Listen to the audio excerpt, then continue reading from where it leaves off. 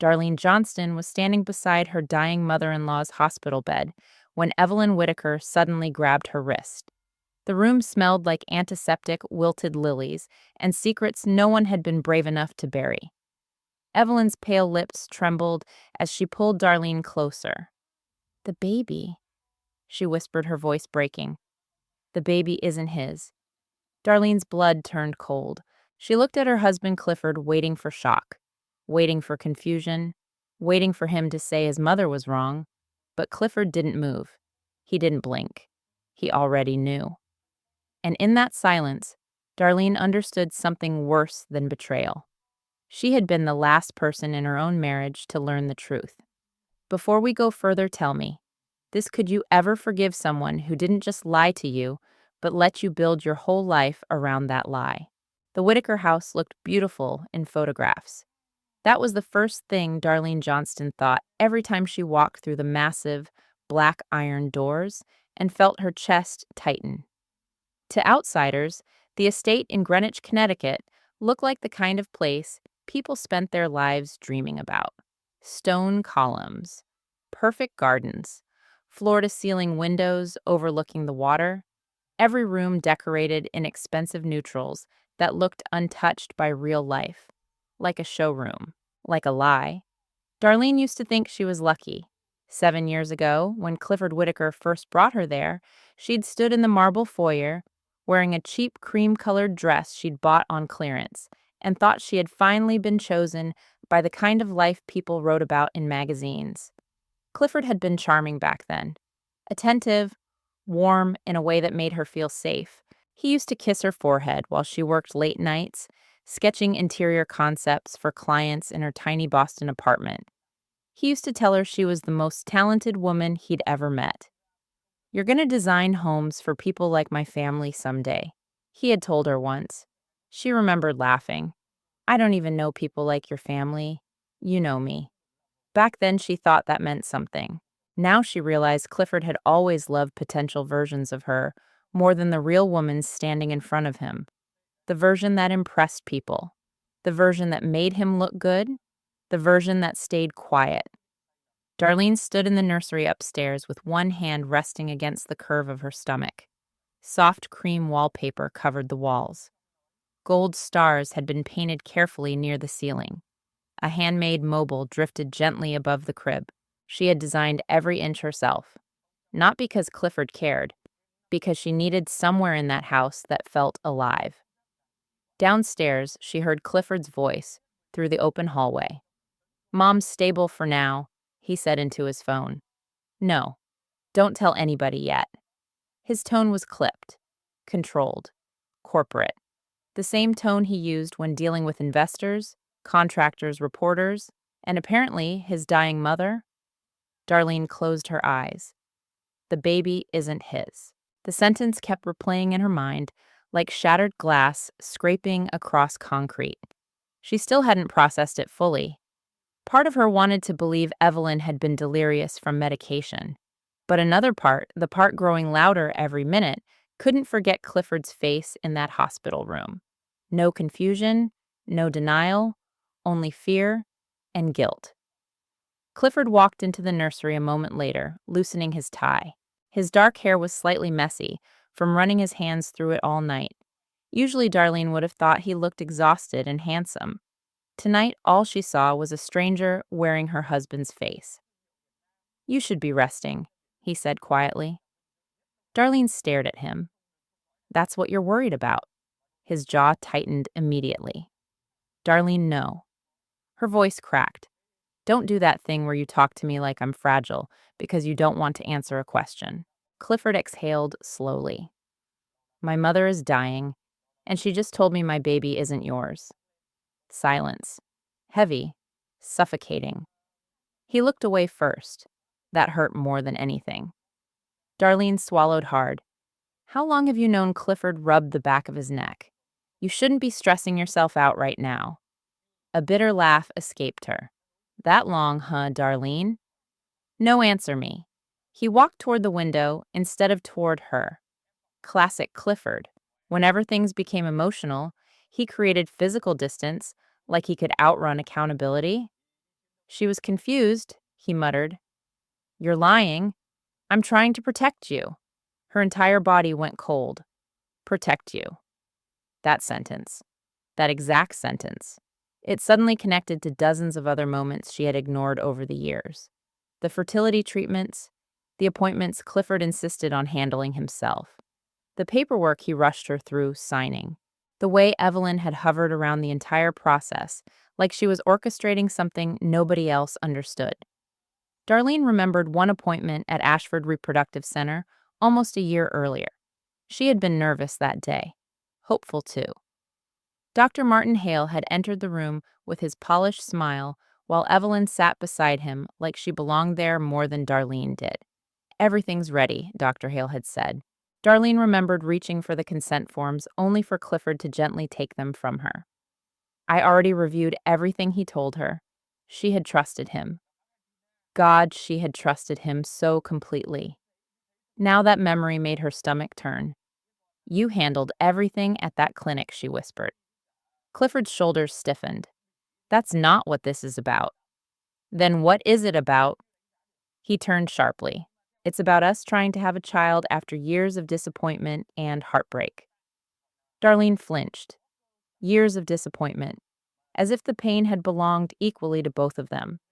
As if she hadn't spent years blaming herself every single month her body failed to give him the child his family wanted. Evelyn had once looked directly at her during Christmas dinner and said, "A marriage without children is just a very expensive friendship." Clifford hadn't defended her then either. He never did. Not really. Darlene suddenly realized something terrifying. She had spent years shrinking herself to fit into the Whitaker family, while Clifford stood by and watched it happen. "Did you know before I got pregnant?" she asked softly. Clifford said nothing. That was enough. Tears burned behind her eyes, but she refused to let them fall. Not in front of him, not anymore. "You let me think I was broken," she whispered. "That's not fair." A sharp laugh escaped her. "Fair," she repeated. "You want to talk about fair?" Clifford stepped closer, lowering his voice like someone might overhear them. "Do you have any idea what my mother was like after we found out about my fertility issues?" Darlene froze. "My fertility issues." The words hit her like a car crash.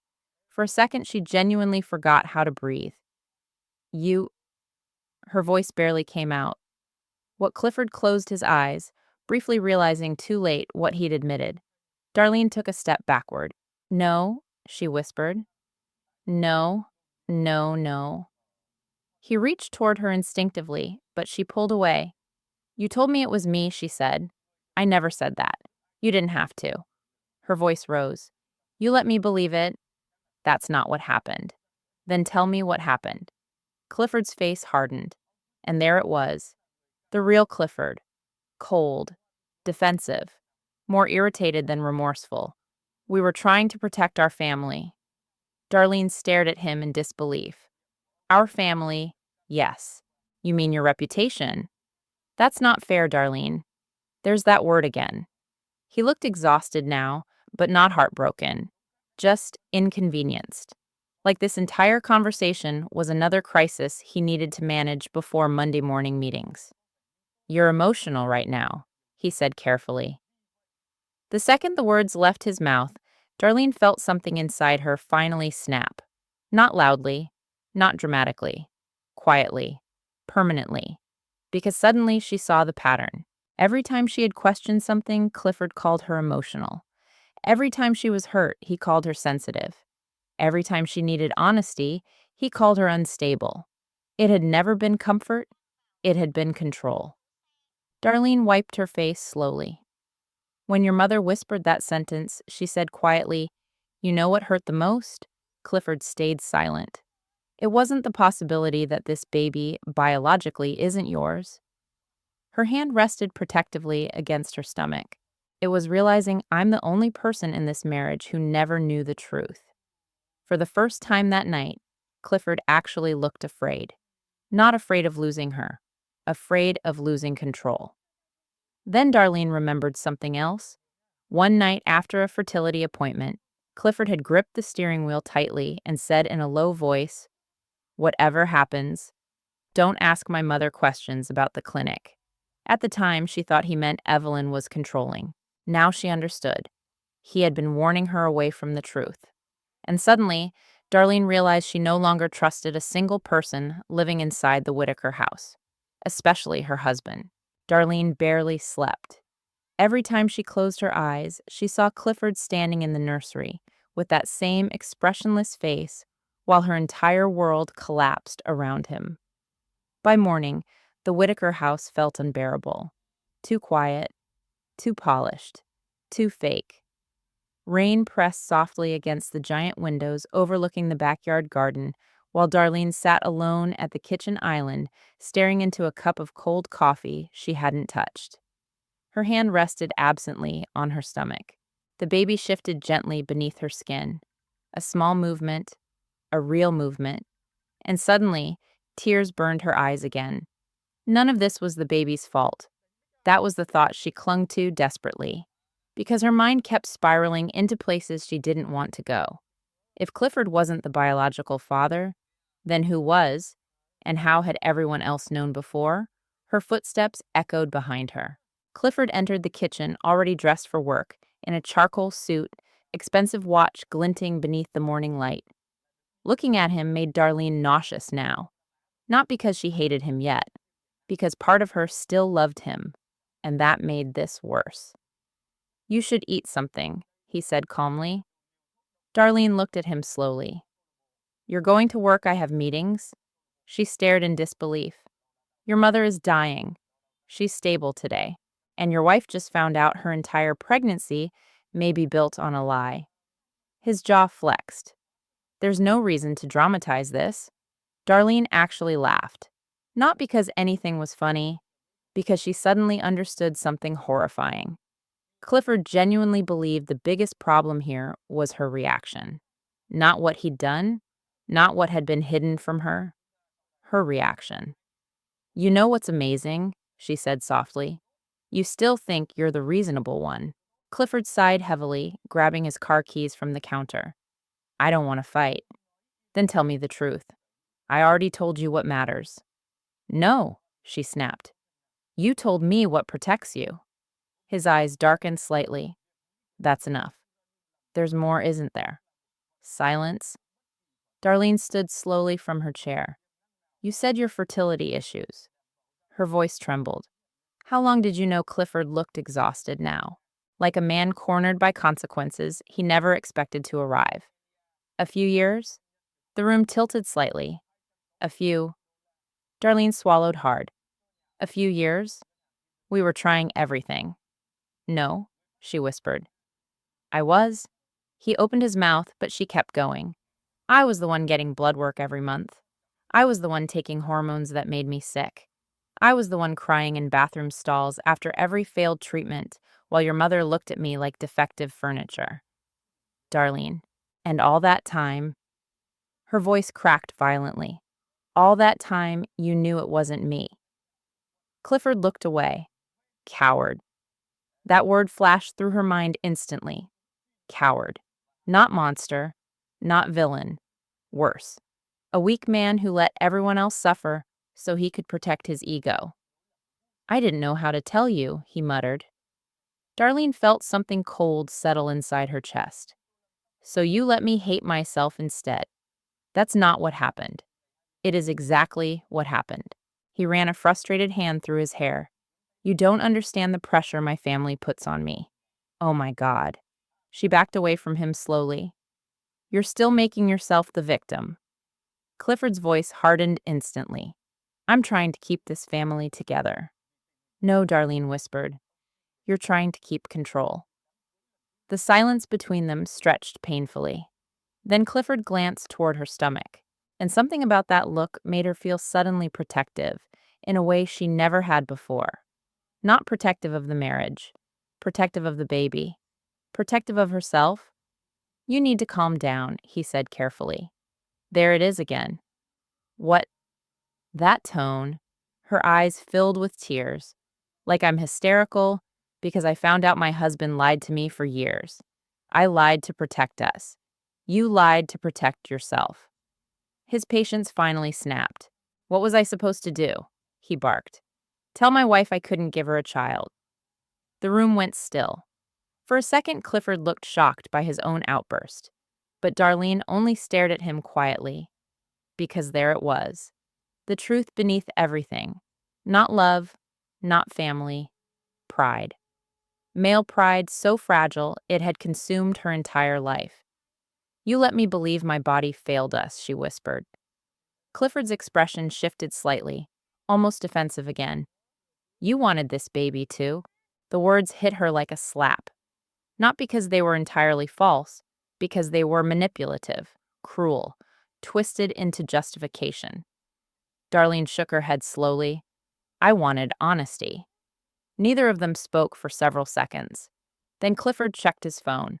Actually checked his phone. In the middle of this conversation, something inside Darlene finally detached emotionally. Not fully, but enough. Enough to see him clearly. Who is Marcus Bennett? She asked suddenly. Clifford froze. It lasted less than 2 seconds, but she saw it. Pure panic. Her heart dropped. Oh my God, Darlene. Who is he? No one. Don't insult me. Clifford set his phone down carefully. He used to work with me at Whitaker Capital. Yes. What does he have to do with my baby? Nothing. Too fast. Too rehearsed. Too sharp. Darlene folded her arms protectively across herself. Your mother whispered his name. She was confused. You said that already, because it's true. No, Darlene said quietly. It's convenient. Clifford's face darkened. You need to stop digging into things you don't understand. The sentence sent a chill down her spine, not because it sounded angry, because it sounded threatening, subtle, controlled, Whitaker-style threatening. Darlene suddenly remembered another moment from months earlier. She had been lying in bed after one of her fertility procedures, exhausted and emotional from medication. Evelyn had visited unexpectedly that evening. Darlene remembered hearing muffled voices downstairs, Clifford and Evelyn arguing.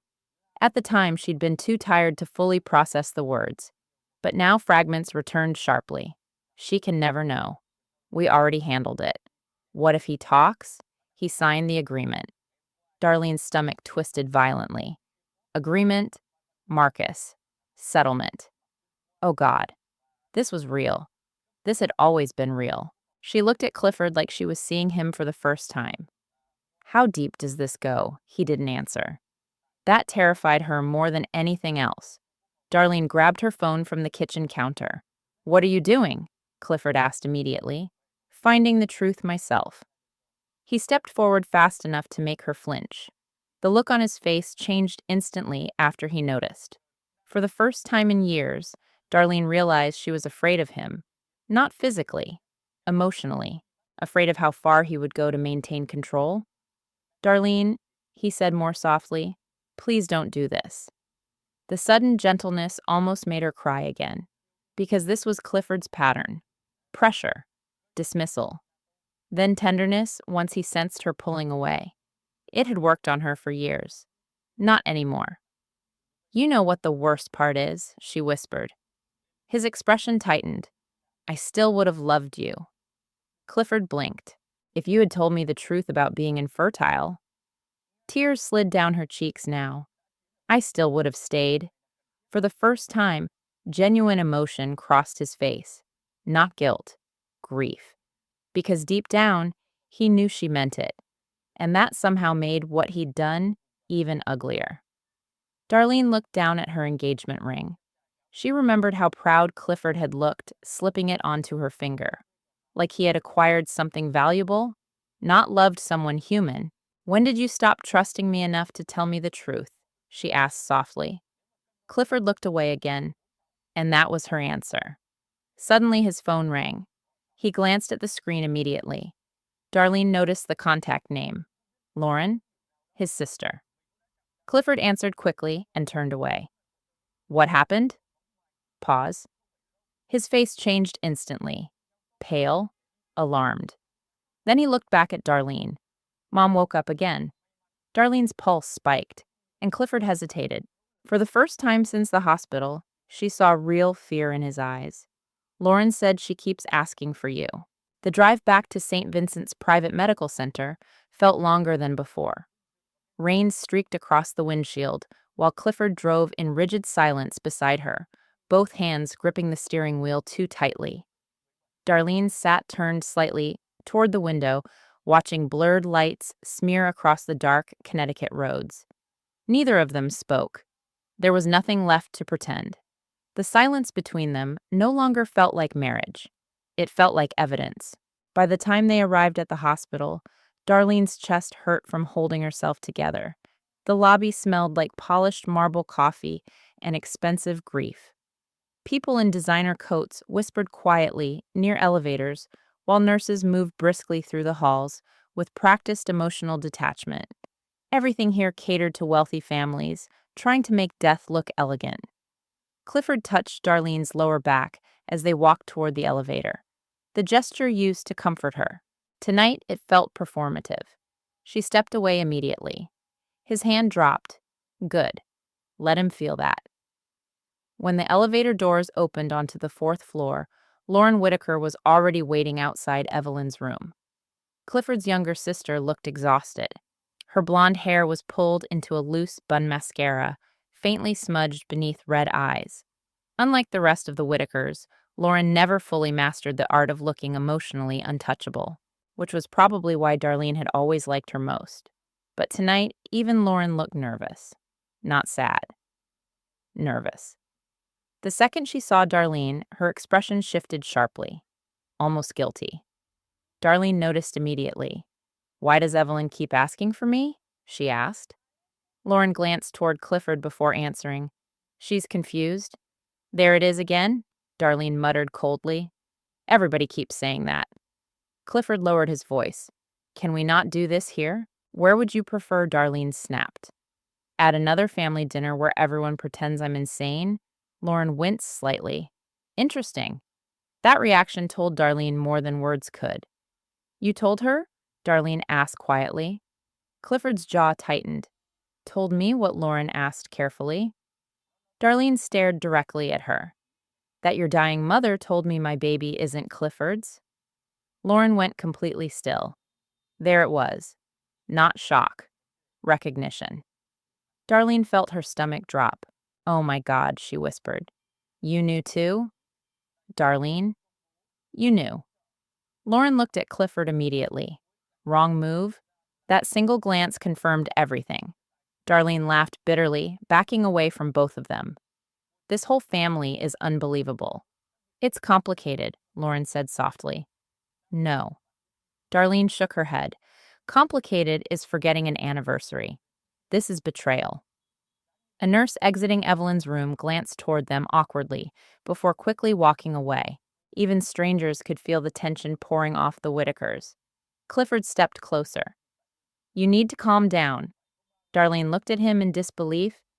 "Do you hear yourself? We're in a hospital. My life is collapsing. You're being emotional." The sentence hit differently now. Before, those words used to make Darlene question herself. Now they just made her angry, because she finally understood their purpose. Not comfort. Control. "You know what's funny?" she said quietly. "I actually believed you loved me." Clifford's expression flickered briefly. Pain. Or maybe wounded pride? It was getting harder to tell the difference. "That's not fair. Stop saying that." Her voice rose. "You keep acting like fairness matters to you after lying to me for years." Lauren stepped between them slightly. "Can we lower our voices?" Darlene looked at her sharply. "Why afraid somebody might hear the truth?" Lauren looked away. Again. Always looking away. Always silent. And suddenly Darlene realized silence was the real Whitaker family language. Not love, not honesty. Silence. Silence protected reputations. Silence protected money. Silence protected men like Clifford. Darlene folded her arms tightly across herself. "Who is Marcus Bennett?" The effect was immediate. Lauren's face drained of color. Clifford's entire body stiffened. Neither of them answered. Darlene felt cold fear slide down her spine. "Oh my God," she whispered again. "This is bigger than I thought." "Marcus has nothing to do with your pregnancy," Clifford said sharply. "Then why are both of you terrified? Every time I say his name." "We're not terrified. You look terrified." Lauren rubbed her forehead anxiously. "Darlene, please." "No. I'm done with everybody telling me to calm down while you all hide things from me." Clifford's voice dropped dangerously low. "This isn't the place." Darlene stepped toward him. "Then tell me where the place is, Clifford." He said nothing. "Of course." Lauren suddenly spoke quietly. "He used to work with Clifford." Darlene turned toward her instantly. Clifford shot his sister a warning look. Too late. Lauren swallowed hard. He was part of Whitaker Capital years ago. What happened to him? Silence? Darlene laughed once bitterly. "You people really do think silence fixes everything." "It's not that simple," Lauren whispered. "Then explain it to me." Lauren hesitated long enough for Darlene to understand she was calculating consequences, not truth. Consequences. Finally, Lauren spoke carefully. "There was a dispute." "What kind of dispute?" "A financial disagreement." Clifford interrupted immediately. "That has nothing to do with this." Darlene ignored him. "What kind of disagreement?" Lauren looked visibly trapped now. "He accused the company of some things." "What things?" Clifford stepped forward sharply. "That's enough." Darlene looked at him slowly. "No," she said quietly. "I think I'm finally asking the right questions." For one long second, nobody moved. Then Evelyn Whitaker's weak voice suddenly echoed faintly from inside the room. "Darlene." All three of them froze. The voice was frail, barely audible, but unmistakable. Lauren looked panicked immediately. She shouldn't be stressed. Darlene stared at the closed hospital room door. Her pulse thundered violently now, because for the first time she realized something crucial. Evelyn was afraid to die before telling the truth, and Clifford was terrified she actually would. Darlene moved toward the room immediately. Clifford grabbed her wrist. Not hard, but firm enough. "Don't," he said quietly. The fear in his voice chilled her. Not concern, fear. Darlene slowly looked down at his hand gripping her, then back up at him, and something changed inside her permanently, because suddenly she saw him clearly, not as the man she married, not as the father of her child, but as someone trying desperately to contain a story before it destroyed him. "Let go of me," she said softly. Clifford hesitated, then released her. Good choice, because another second, and she might have screamed. Darlene pushed open Evelyn's hospital room door slowly. The lights were dim. Machines beeped softly around the bed. Evelyn looked smaller somehow, weaker. Without makeup or carefully styled hair, she no longer resembled the intimidating social queen who ruled the Whitaker family like a corporation. She looked old, human, scared. Her pale eyes shifted toward Darlene immediately. Relief crossed her face. Not love, relief, like she'd been waiting. "Close the door," Evelyn whispered weakly. Clifford stepped forward instantly. "Mom, out." The room went silent. Even now, even dying, Evelyn Whitaker still sounded commanding. Clifford looked furious. "Mom, you're confused." Evelyn slowly turned her head toward him, and for the first time since Darlene met her, she saw genuine disappointment in the older woman's eyes. "No?" Evelyn whispered painfully. "You are." Lauren touched Clifford's arm carefully. "We should give them a minute." Clifford looked like he wanted to argue, but then Evelyn's monitors suddenly beeped faster. A nurse glanced through the small window outside immediately. Clifford backed off. Barely. The second the door closed behind them, the room became eerily quiet. Darlene stepped closer to the bed cautiously. Evelyn reached weakly toward her again. This time, Darlene didn't pull away. "You deserved better," Evelyn whispered. The words shocked Darlene more than anything else so far, because Evelyn Whitaker had never apologized to anyone in her life. What happened to me? Darlene asked quietly. Evelyn's eyes filled slowly with tears. Not dramatic tears, old tears, heavy ones. The wrong man was ashamed, she whispered. Darlene's chest tightened painfully. Who is Marcus Bennett? Evelyn closed her eyes briefly, and when she opened them again, Darlene saw something she never expected to see in that woman's face: regret. He was Clifford's best friend, Evelyn whispered weakly, until he became dangerous. Darlene's pulse spiked. Dangerous. What does that mean? Evelyn's breathing grew shaky. He knew too much. Fear curled through Darlene's stomach. About what? The company, the clinic, the baby. Before she could ask another question, the door suddenly opened behind her. Clifford walked back into the room. His expression was ice cold now, not panicked anymore. Controlled, managed, dangerous in a completely different way. That's enough, he said calmly. And for the first time in 7 years of marriage, Darlene realized she truly did not know her husband at all. Clifford didn't touch her on the drive home. Not once. And somehow that hurt more than if he had screamed. The silence between them no longer felt emotional. It felt tactical, like two opposing attorneys sitting quietly before trial. Darlene stared out the passenger window while the city lights blurred past in streaks of gold and silver across the rain-soaked roads. Her mind replayed Evelyn's words over and over. He was Clifford's best friend, until he became dangerous. Dangerous because of what exactly had Marcus Bennett discovered, and why did every question about him make the Whitakers panic? Clifford finally spoke as they pulled into the long, circular driveway of the estate. You shouldn't have pushed her like that. Darlene let out a hollow laugh. You mean your dying mother?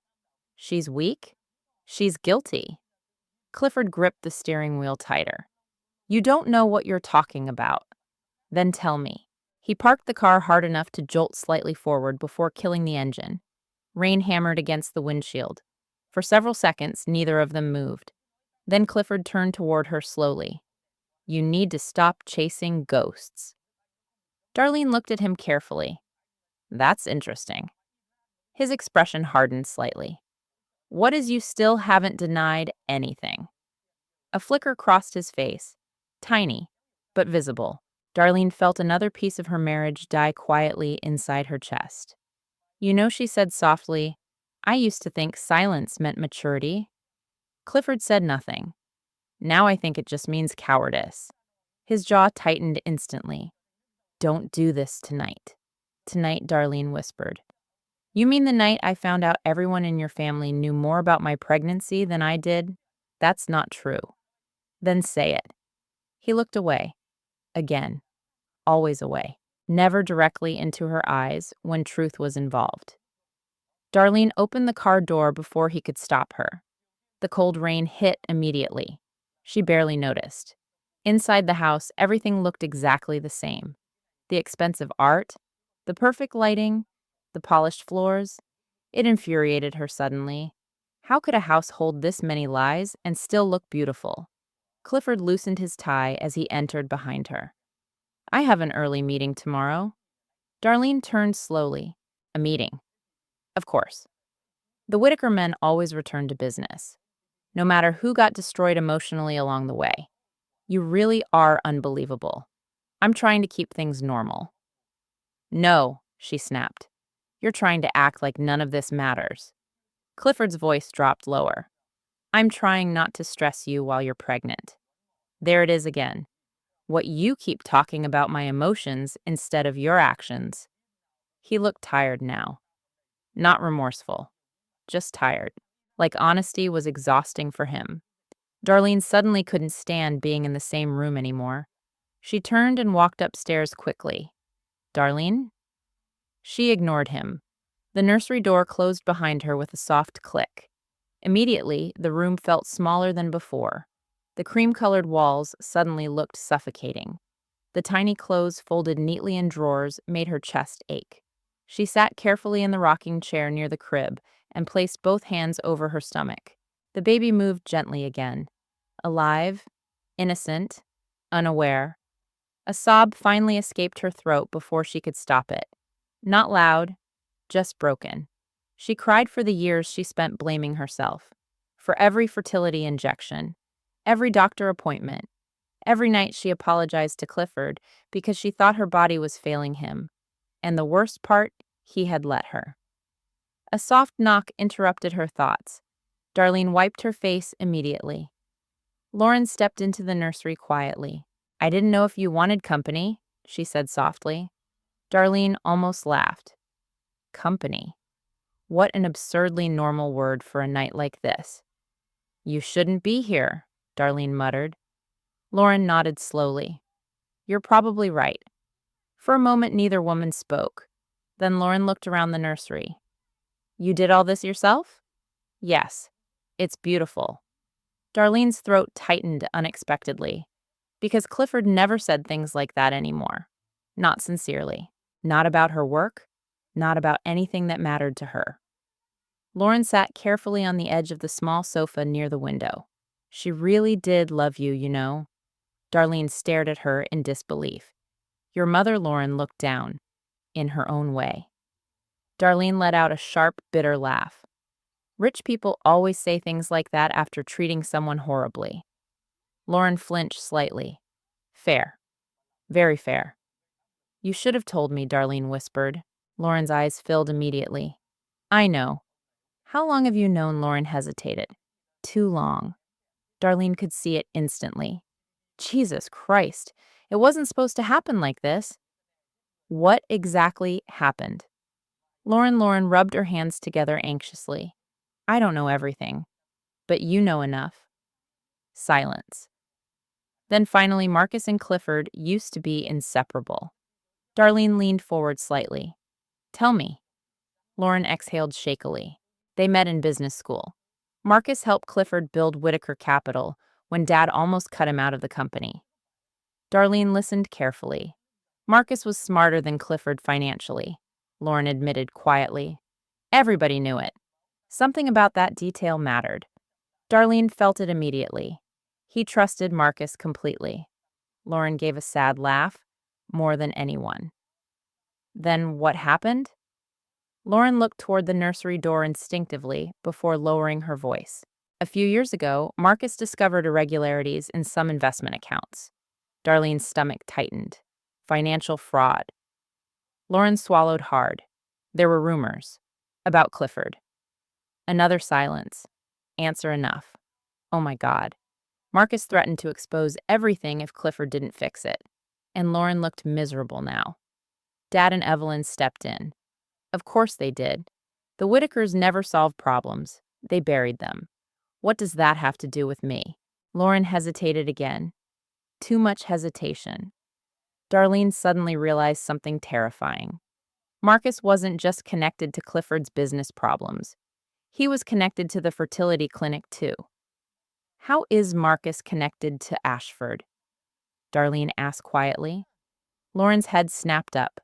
Fear flashed across her face immediately. Bingo. Darlene felt cold all over. You know? Lauren stood abruptly. I shouldn't be talking about this. Darlene stood too, despite the ache in her lower back. No. You don't get to walk away after this. Lauren looked genuinely panicked now. You don't understand how dangerous this family gets when they're protecting themselves. The sentence hung heavily in the room. Darlene stared at her. Dangerous. Evelyn had used the same word. Not emotional. Not dramatic. Dangerous. For the first time, real fear crept into Darlene's chest. Not fear of heartbreak. Fear of what powerful people were capable of when cornered. Did Clifford know before I got pregnant? Darlene asked softly. Lauren closed her eyes briefly. That tiny reaction shattered something else inside Darlene permanently. Oh my God. Darlene? He knew. Lauren looked devastated now. He found out after the procedure. But before I knew? Yes. The room spun slightly. Darlene grabbed the edge of the crib for balance. Years. Years of marriage. Years of trust. Destroyed by one quiet confirmation. He let me carry this baby while knowing the truth. Lauren started crying softly. He thought he could fix it. No. Darlene shook her head slowly. He thought he could control it. The nursery door suddenly opened. Both women froze. Clifford stood there watching them. His expression immediately darkened when he saw Lauren crying. "What are you doing?" he asked coldly. Lauren wiped her face quickly. "Nothing." Darlene almost laughed at the absurdity. "Nothing." That was the Whitaker family specialty. Trauma turned into nothing. Betrayal turned into misunderstanding. Lies turned into protection. Clifford looked directly at his sister. "Go home, Lauren." His tone wasn't loud, which somehow made it more intimidating. Lauren looked terrified for a split second, then ashamed that she looked terrified. Without another word, she grabbed her coat and walked out. The second she disappeared, Clifford closed the nursery door behind him quietly. Then he looked at Darlene, not lovingly, not softly, carefully, like she was becoming unpredictable.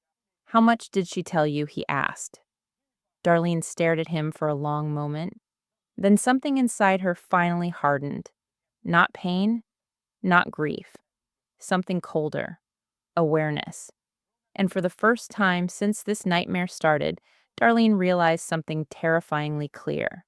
Clifford Whitaker wasn't afraid of losing her. He was afraid of what she might do once she knew everything. "How much did she tell you?" Clifford's voice was calm. Too calm. That was what finally terrified Darlene. Not yelling, not anger. Control. Men like Clifford only became that calm when they were trying very hard not to lose power. Darlene stood beside the crib with both arms folded tightly across herself. "She told me enough." Clifford's eyes narrowed slightly. "Lauren doesn't understand the full situation." Darlene let out a soft laugh. "There it is again." "What? You keep talking like everybody else is confused, except you." Clifford stepped farther into the nursery, loosening the cuffs of his expensive dress shirt like he was exhausted by her emotions. God. She used to mistake that look for patience. Now she saw what it really was. Condescension. "You're spiraling," he said carefully. "No," Darlene whispered. "I'm finally paying attention." The room fell silent. Soft rain tapped against the nursery windows, while the mobile above the crib spun lazily in the dim light. It should have felt peaceful. Instead, it felt haunted. Clifford rubbed his forehead. "You need to stop talking to Lauren. She's the only person in this family who looks remotely guilty." That hit him. She saw it immediately. "Good. You don't know what people have sacrificed to protect this family," he muttered. Darlene stared at him in disbelief. "Protect this family." Her voice cracked sharply. "You mean protect your name? That matters." "No," she snapped. "Not more than truth." Clifford's expression hardened instantly. "You say that because you've never had a family legacy to lose." The sentence landed like a slap. For a second, Darlene genuinely couldn't speak. Because after everything, after 7 years of supporting him, after sacrificing her career, her independence, her confidence, he still saw her as someone beneath him, someone who could never understand what it meant to be a Whitaker. A slow ache spread through her chest. Not heartbreak anymore. Humiliation. "I gave up my life for you," she whispered. "You chose that." The cruelty of the response hung heavily between them. Darlene blinked slowly. "You really believe that I never asked you to stop working?" "No," she said bitterly. "You just made me feel selfish every time I tried."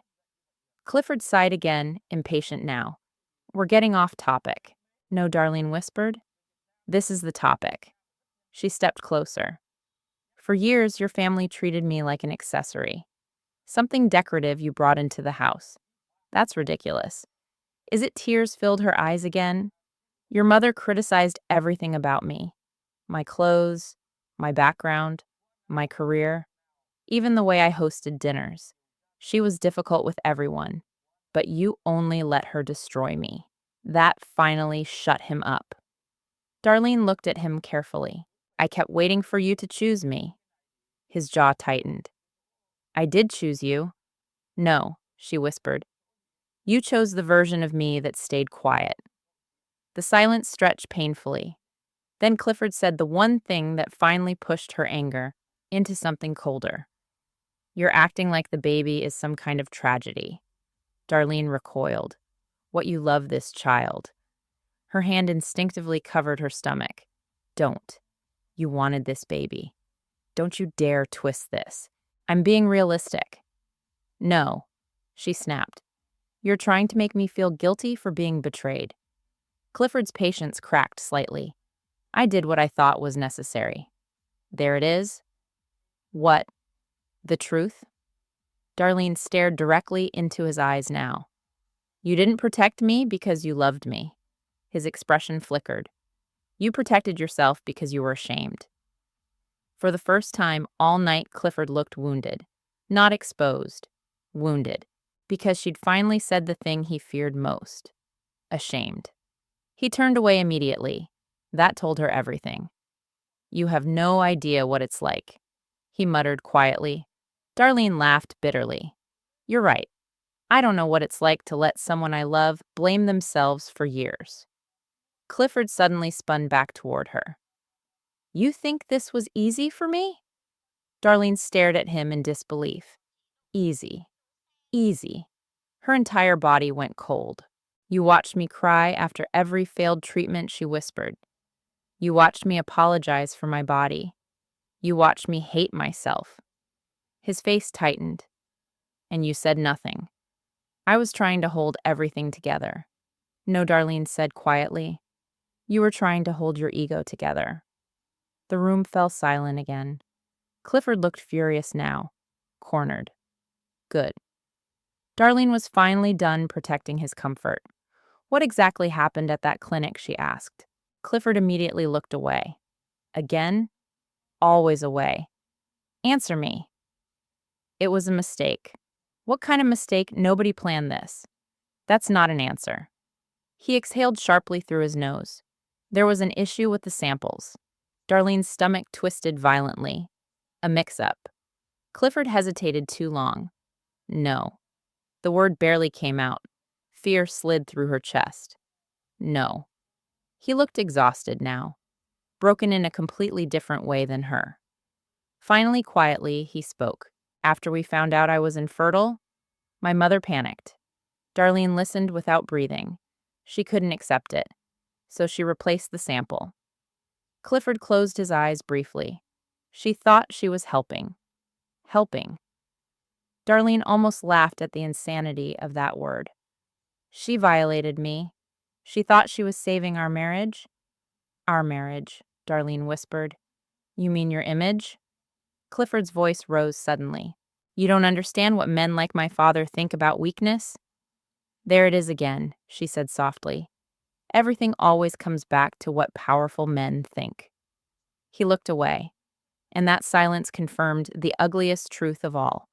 He had let this happen because he was afraid of humiliation, not because he loved her, not because he wanted a family, because he couldn't bear looking weak. Darlene suddenly felt sick, actually sick. She rushed toward the bathroom connected to the nursery and barely made it to the sink before nausea overtook her. Pregnancy hormones mixed violently with stress and heartbreak. Behind her, Clifford appeared in the doorway. Darlene, don't touch me. He froze. Good. She rinsed her mouth shakily before gripping the edge of the sink. When she looked up into the mirror, she barely recognized herself.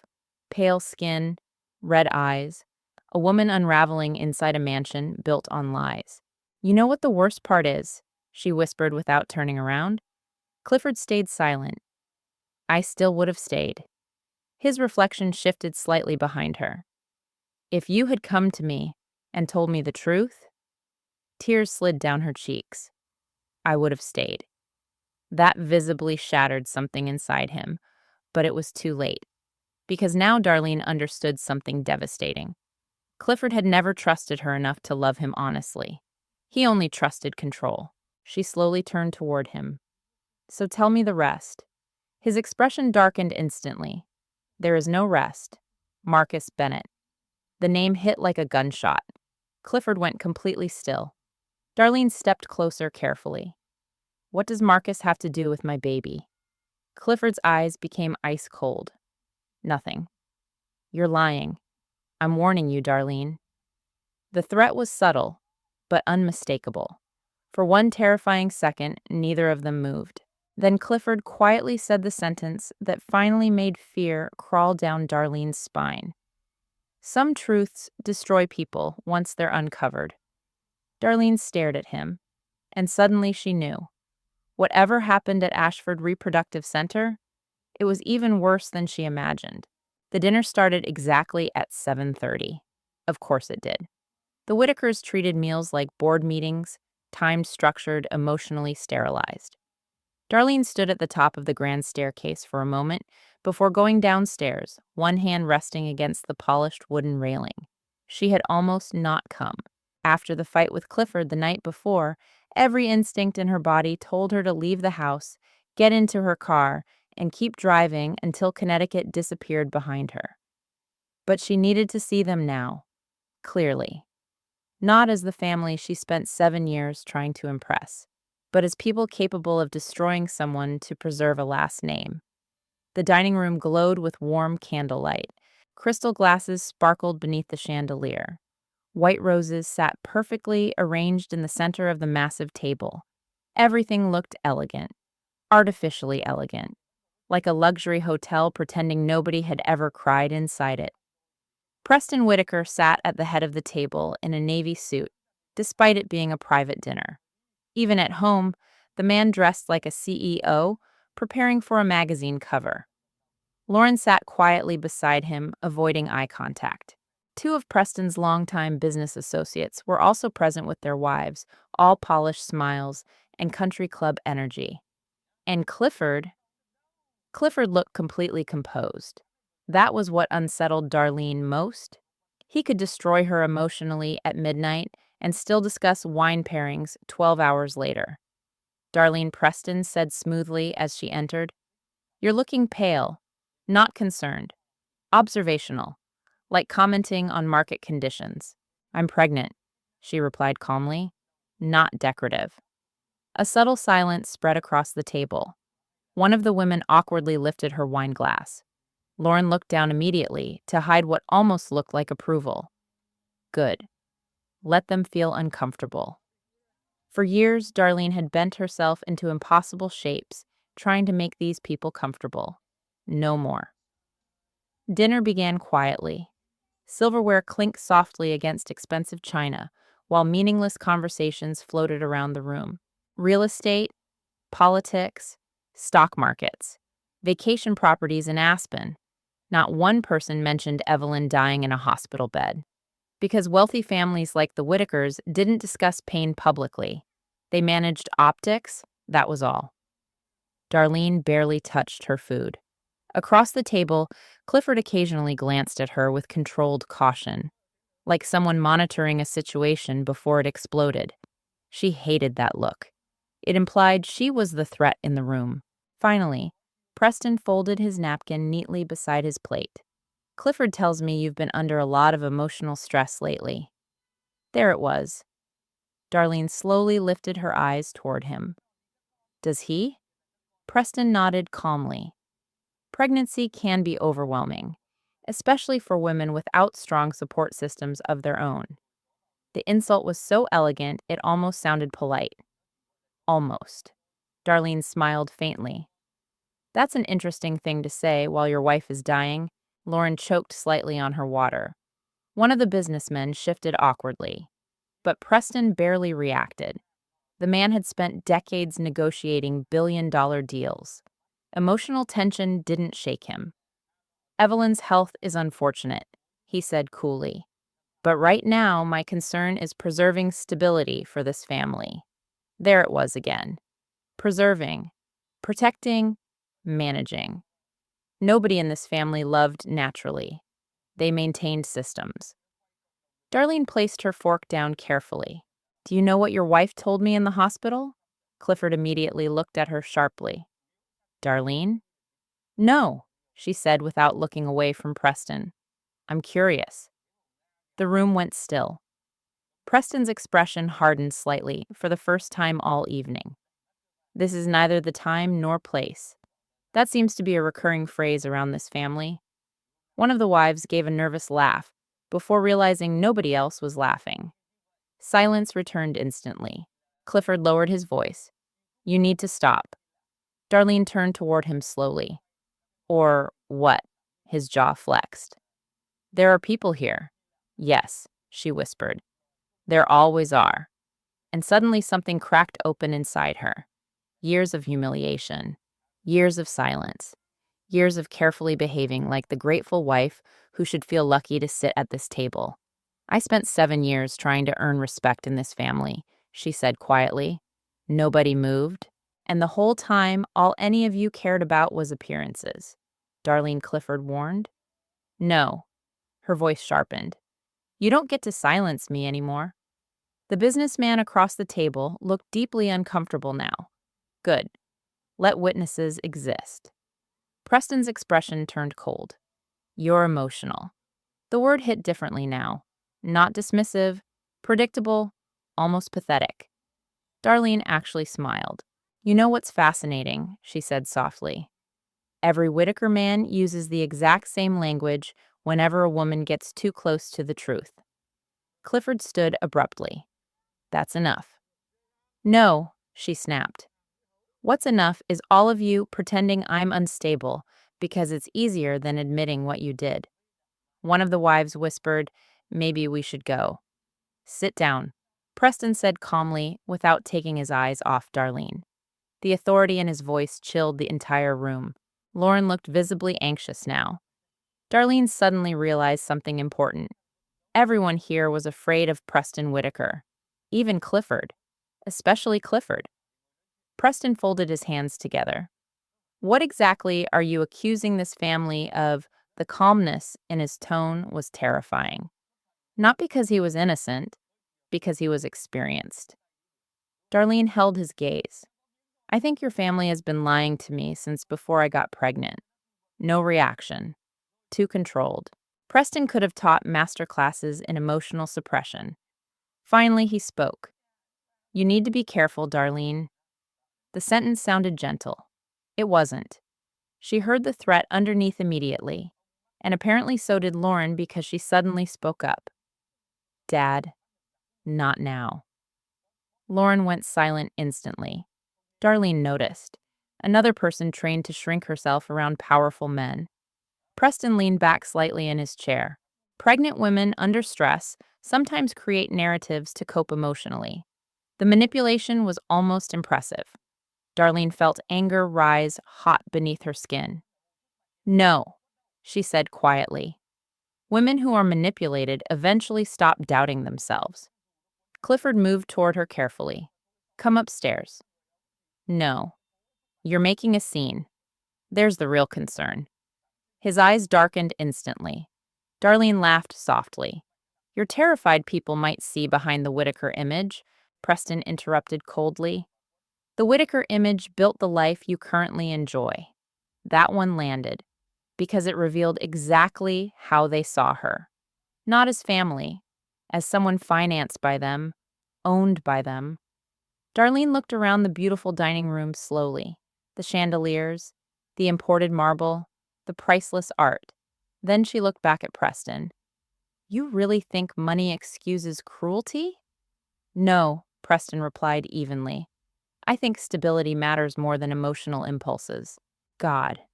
That was it. That was the philosophy running through this entire family. Protect the structure, even if it crushes people underneath it. Preston slid a thin folder across the table toward Clifford. Clifford hesitated before taking it. Darlene noticed immediately. What's that? Neither man answered. Clifford.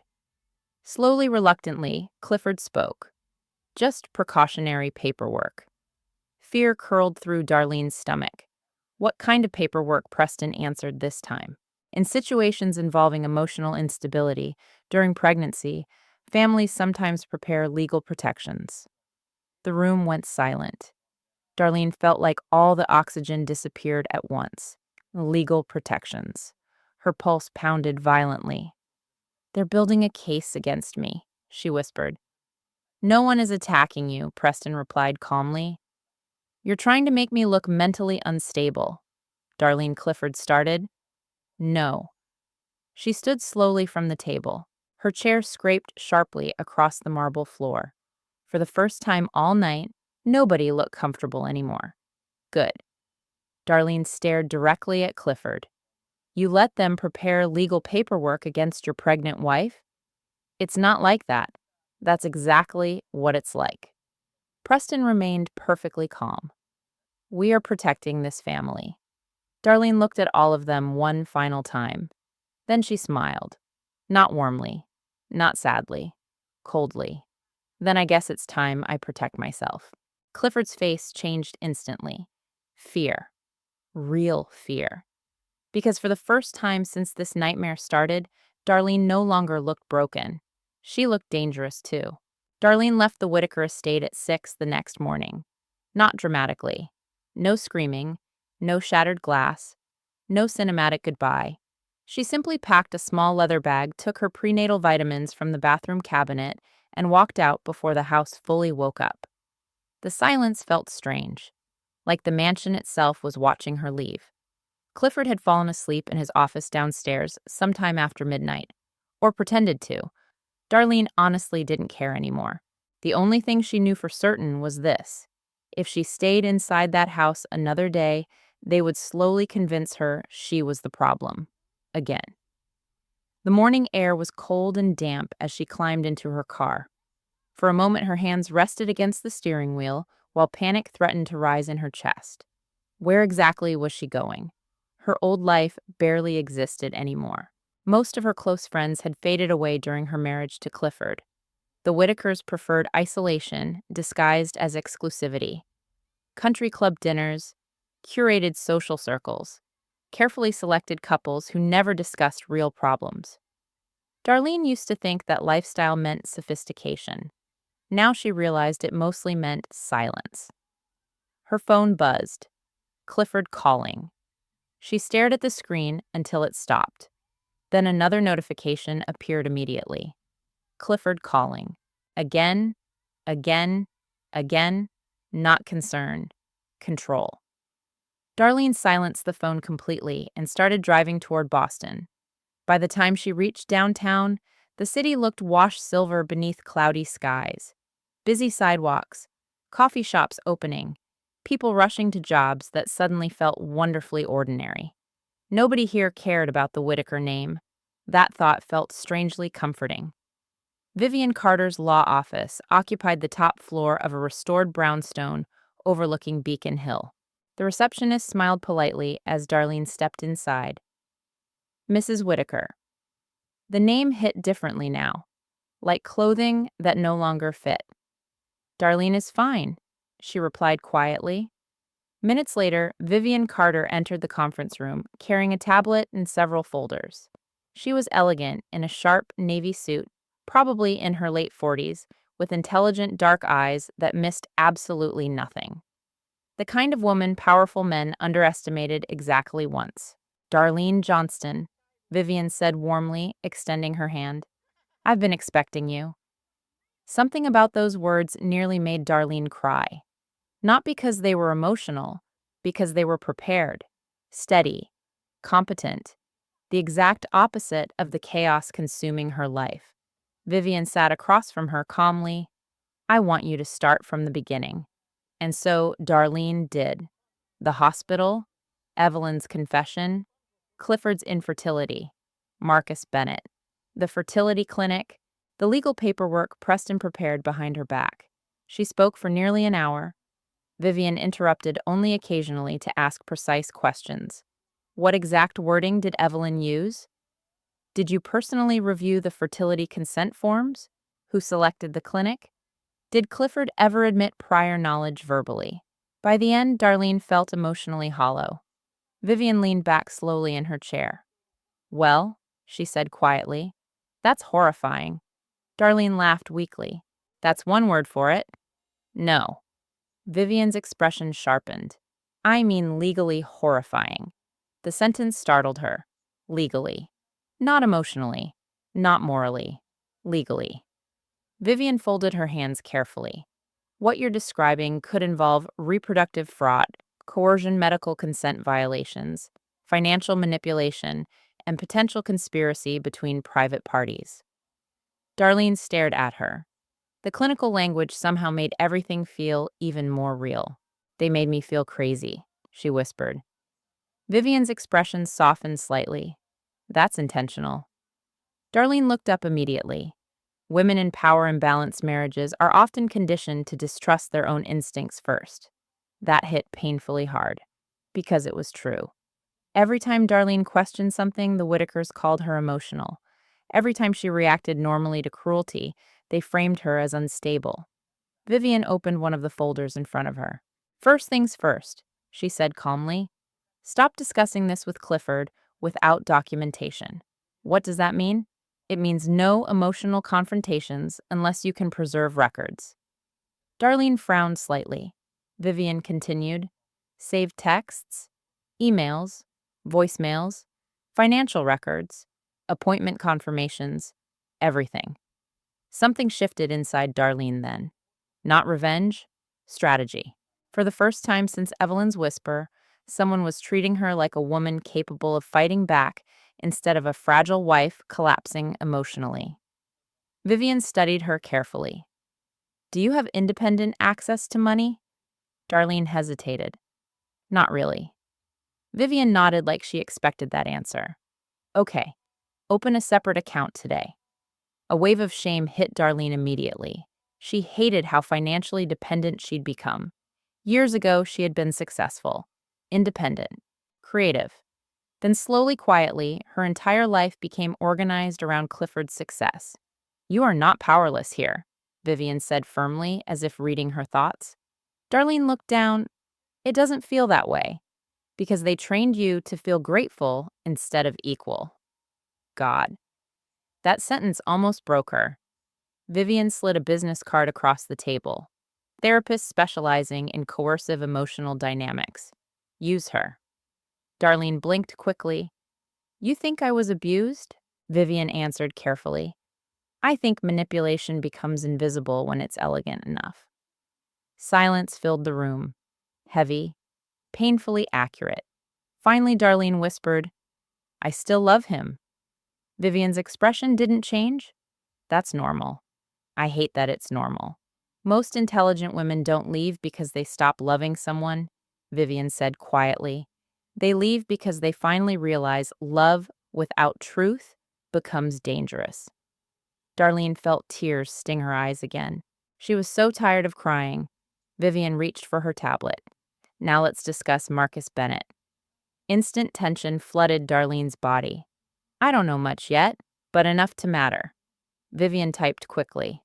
Marcus Bennett, former partner at Whitaker Capital Group. Quiet departure approximately 3 years ago. Her eyes narrowed slightly. Interesting. What? There was a civil filing that disappeared unusually fast. Darlene's pulse quickened. What kind of filing? Financial misconduct allegations. Exactly like Lauren hinted. Vivian kept reading. And her expression sharpened. There's a private investment connection between Whitaker Capital and Ashford Reproductive Center. The room went cold. Darlene stared at her. What Vivian turned the screen toward her. There's a shell investment entity tied indirectly to both organizations. Fear curled through Darlene's stomach. This wasn't random, she whispered. No, Vivian agreed quietly.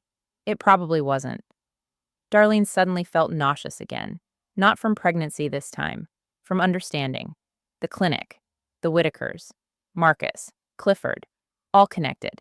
Not chaos, a system. Vivian's voice became very calm. Darlene, I need you to listen carefully. She nodded weakly.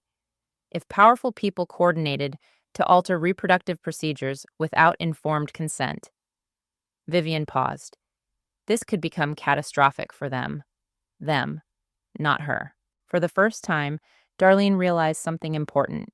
The Whitakers weren't only dangerous, they were vulnerable too. Vivian leaned forward slightly. but that also means they may become aggressive once they realize you're no longer controllable. Fear flickered sharply through Darlene's chest. What should I do? Vivian held her gaze steadily. Stop thinking like Clifford's wife. Silence. Then softly, start thinking like the only honest witness left. Darlene's phone buzzed again on the conference table. Clifford calling. Vivian glanced at it briefly. Don't answer. Darlene stared at the screen for a long moment. Then slowly, she turned the phone face down. And for the first time in years, she felt something unfamiliar beginning to grow beneath the fear. Not dependence, not guilt, power. The town looked nothing like the Whitaker world. That was the first thing Darlene noticed when she drove into Newport, Rhode Island 3 days later. No towering glass offices, no gated estates pretending to be homes, no polished people speaking in carefully managed tones. Just ocean air, weathered brick buildings, fishing boats rocking gently in the harbor, and ordinary people living ordinary lives. It felt strangely honest. Marcus Bennett lived in a renovated coastal townhouse overlooking the water. Vivian had found the address through old corporate records and private filings tied to the Whitaker settlement agreement. You don't have to do this alone, Vivian had told her before the drive. But Darlene needed to see him herself, needed to look into the eyes of the man whose name made the Whitakers panic. Her hands trembled slightly as she stood outside his front door. Not from fear exactly, from the feeling that once this conversation happened, there would be no going back to ignorance. She knocked softly. Footsteps approached. Then the door opened. Marcus Bennett looked older than the photographs. Not old, just tired in a way successful men rarely allowed themselves to appear publicly. He was tall, broad-shouldered, dressed simply in a dark Henley and jeans. His expression sharpened the second he saw her. Recognition hit instantly. Not confusion, recognition. That alone made Darlene's stomach tighten. You're Darlene Johnston, he said quietly. Not Mrs. Whitaker. Darlene noticed immediately. Yes. For a long moment, neither of them moved. Then Marcus stepped aside slowly. You should come in. The townhouse smelled faintly like coffee cedar wood and sea air. Warm. Lived in. Nothing like the cold perfection of the Whitaker estate. Darlene sat carefully on the edge of the couch, while Marcus remained standing near the kitchen counter, visibly tense.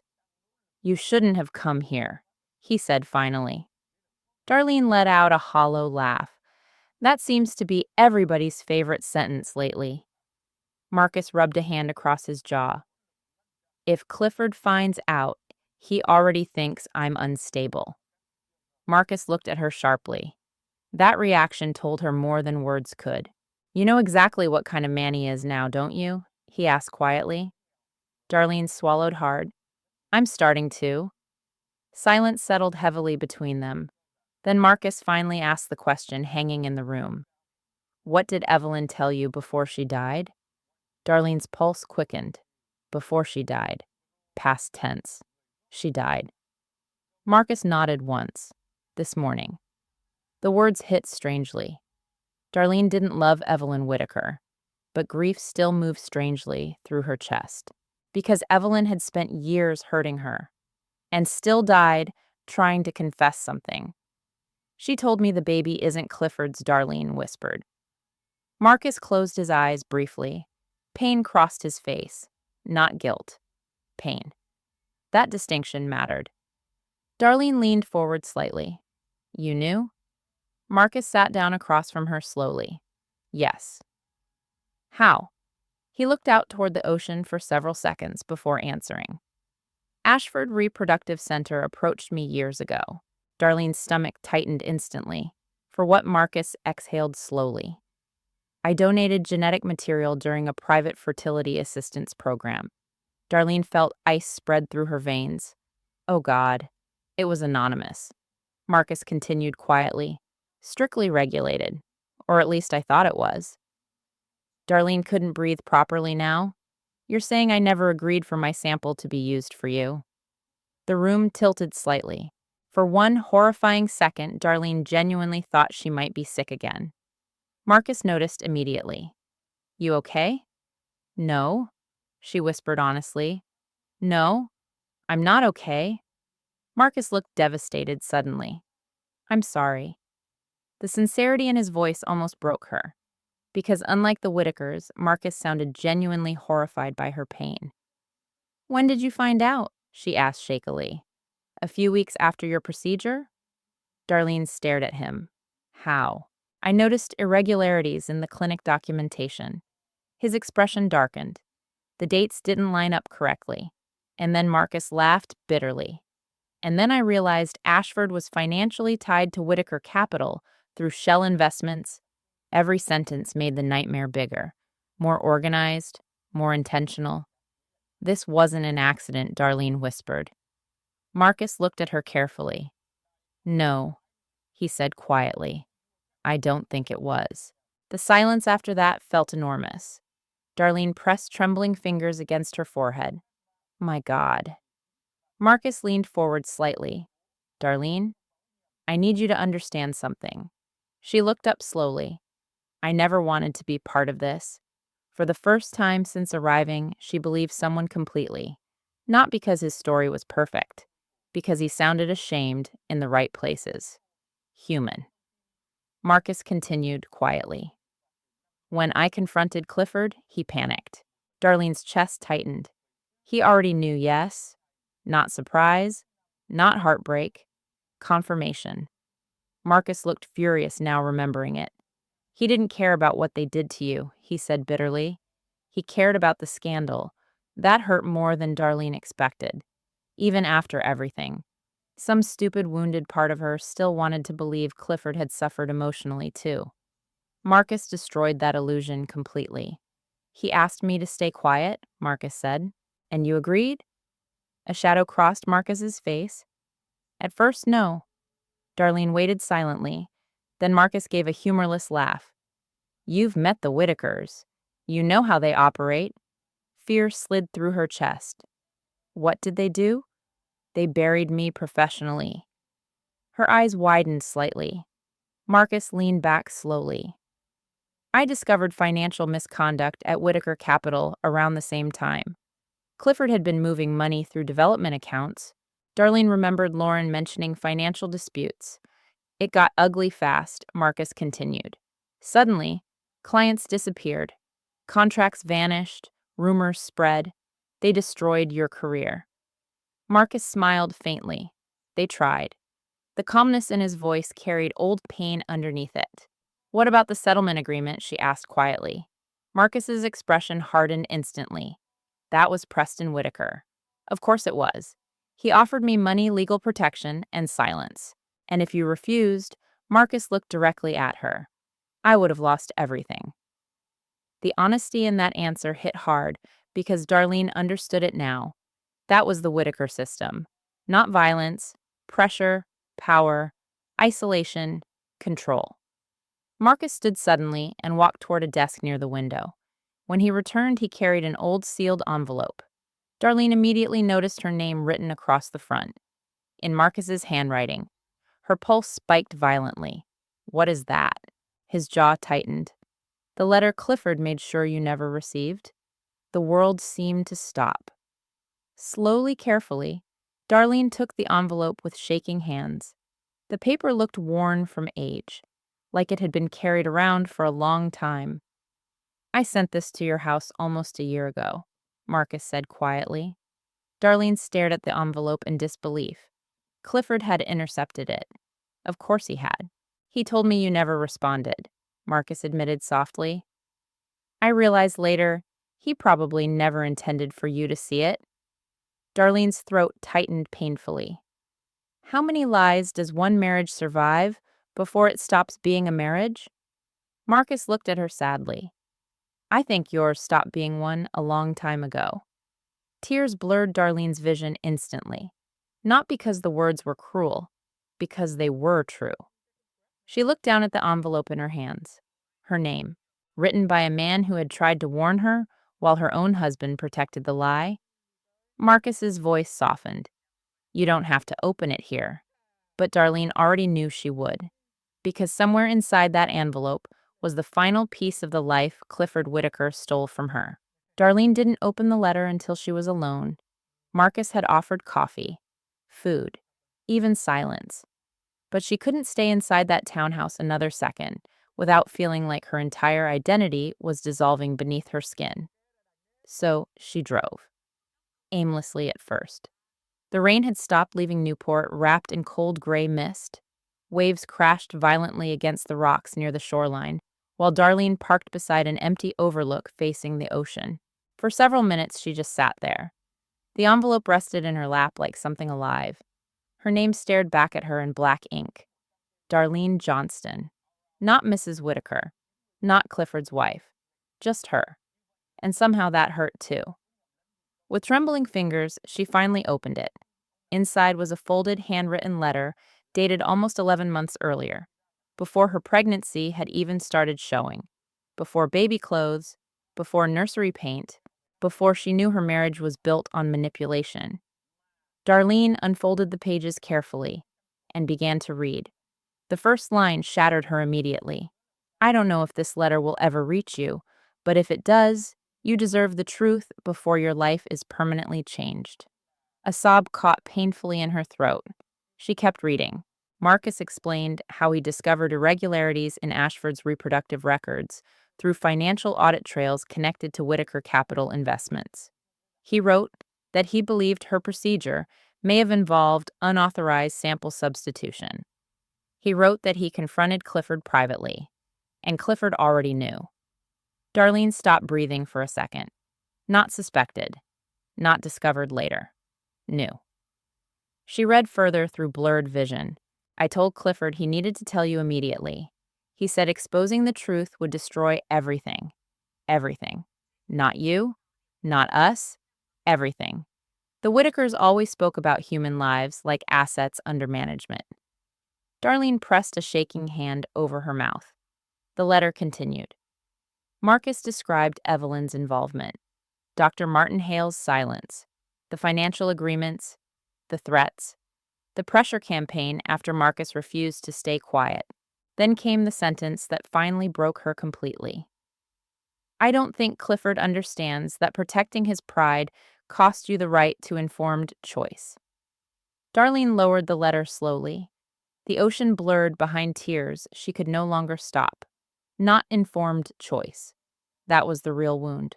Not biology, not genetics. Choice. Her entire body shook violently now, because suddenly every memory felt poisoned. Every fertility appointment, every injection, every hopeful conversation in bed where Clifford held her while she cried. All of it contaminated by the fact that he already knew the truth she didn't. And still, let her beg God to fix herself. Darlene bent forward against the steering wheel as sobs finally tore out of her chest. Raw, ugly, animal grief. The kind that came from realizing someone watched you suffer and chose silence anyway. Her phone started vibrating again. Clifford calling. She ignored it. Seconds later, Clifford calling again. Then texts began flooding in. Where are you? We need to talk. Answer your phone. You're overreacting. That last message made her laugh through tears. Overreacting. As if discovering years of deception should be handled politely. Another message appeared. I'm trying to protect this family. Darlene stared at the screen for several long seconds. Then she whispered aloud for the first time, there is no family. The realization settled quietly, permanently. Families required trust. What existed between her and the Whitakers was performance, control, image management, not love. Her phone rang again. This time she answered, not because she wanted comfort, because she wanted to hear him, to really hear him. Darlene.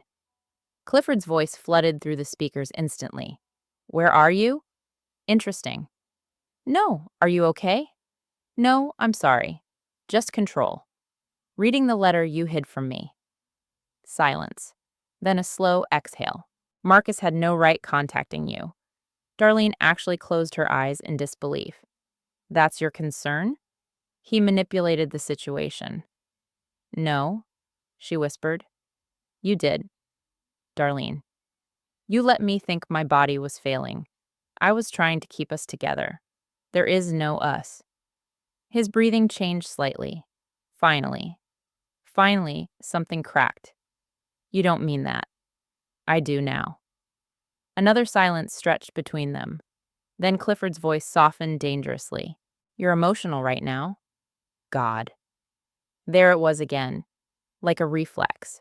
Like he genuinely did not know how to speak to women without minimizing them. Darlene wiped tears from her face harshly. Do you know what I realized today? What you never trusted me enough to love me honestly. The silence after that felt different, sharper. Clifford finally spoke quietly. You don't understand the pressure I was under. No. Darlene stared out at the violent gray ocean. You don't understand what you did to me. His voice lowered. I loved you. Loved. Past tense. Even he heard it too late. Darlene laughed bitterly through tears. You loved being admired. That's not fair. There's that word again. Clifford sounded exhausted now. Marcus poisoned this situation. No. The truth poisoned it. You're letting him manipulate you. Stop. Her voice cracked sharply. Stop trying to make every other person responsible for your choices. Silence. Then finally, what do you want from me? The question stunned her, because he still didn't understand. Even now, even after everything. He thought this was about damage control, not devastation. Darlene's voice became very quiet. I wanted honesty. Nothing came back through the phone, only breathing. She continued softly. I would have stayed. That finally hit him. She heard it instantly in the silence that followed. If you had come to me and said you were infertile, tears slid down her cheeks again. I would have loved you anyway. His breathing became uneven. Too late? Far too late. But instead, Darlene whispered, you watched me hate myself because it protected your pride. The ocean crashed violently against the cliffs below. Clifford finally spoke again. You don't know everything. Fear crawled slowly down her spine, not because of what he said, because of how he said it. Cold, careful, measured. What does that mean? She asked quietly. Silence. Then Marcus isn't telling you the whole story. Darlene's pulse quickened instantly. What story you need to come home? No? Darlene? No. His tone sharpened dangerously. You are carrying my child. The words hit like a slap. My child. Ownership. Possession. Not love. Darlene looked down at her stomach slowly, and for the first time, the sentence didn't comfort her. It scared her. Because suddenly, she understood something clearly. Clifford didn't see this baby as a human life born from betrayal. He saw the baby as the final thing connecting Darlene to him, the final leverage point. Her voice dropped to a whisper. You don't get to claim ownership over something built on lies. Darlene. She hung up, immediately. Her hands trembled violently afterward, not because she regretted it, because she realized she was finally seeing Clifford without illusion, and the man underneath the charm terrified her. Darlene looked back down at Marcus's letter one final time, at the last handwritten sentence near the bottom of the page. I'm sorry the people closest to you valued reputation more than your right to the truth. Tears blurred the words again. Then slowly, carefully, Darlene folded the letter back into the envelope. Not to hide it, to preserve it. Because somewhere deep inside herself, she already knew this letter wasn't just proof. It was the beginning of war. When Darlene finally returned to the Whitaker estate, the house was dark except for one room upstairs, the nursery. Of course. She stood in the foyer for several seconds, soaked in exhaustion, more than rain, staring at the staircase like she was about to walk into a courtroom instead of her own home. Nothing about this place felt safe anymore. Not the marble floors, not the expensive art, not even the silence. Especially not the silence. Her suitcase wheels clicked softly behind her as she moved through the house. Every sound echoed. The deeper she walked into the mansion, the more she understood something terrifying. She had spent years mistaking luxury for security. The nursery door was already open. Warm yellow light spilled into the hallway, and Clifford stood inside beside the crib, waiting.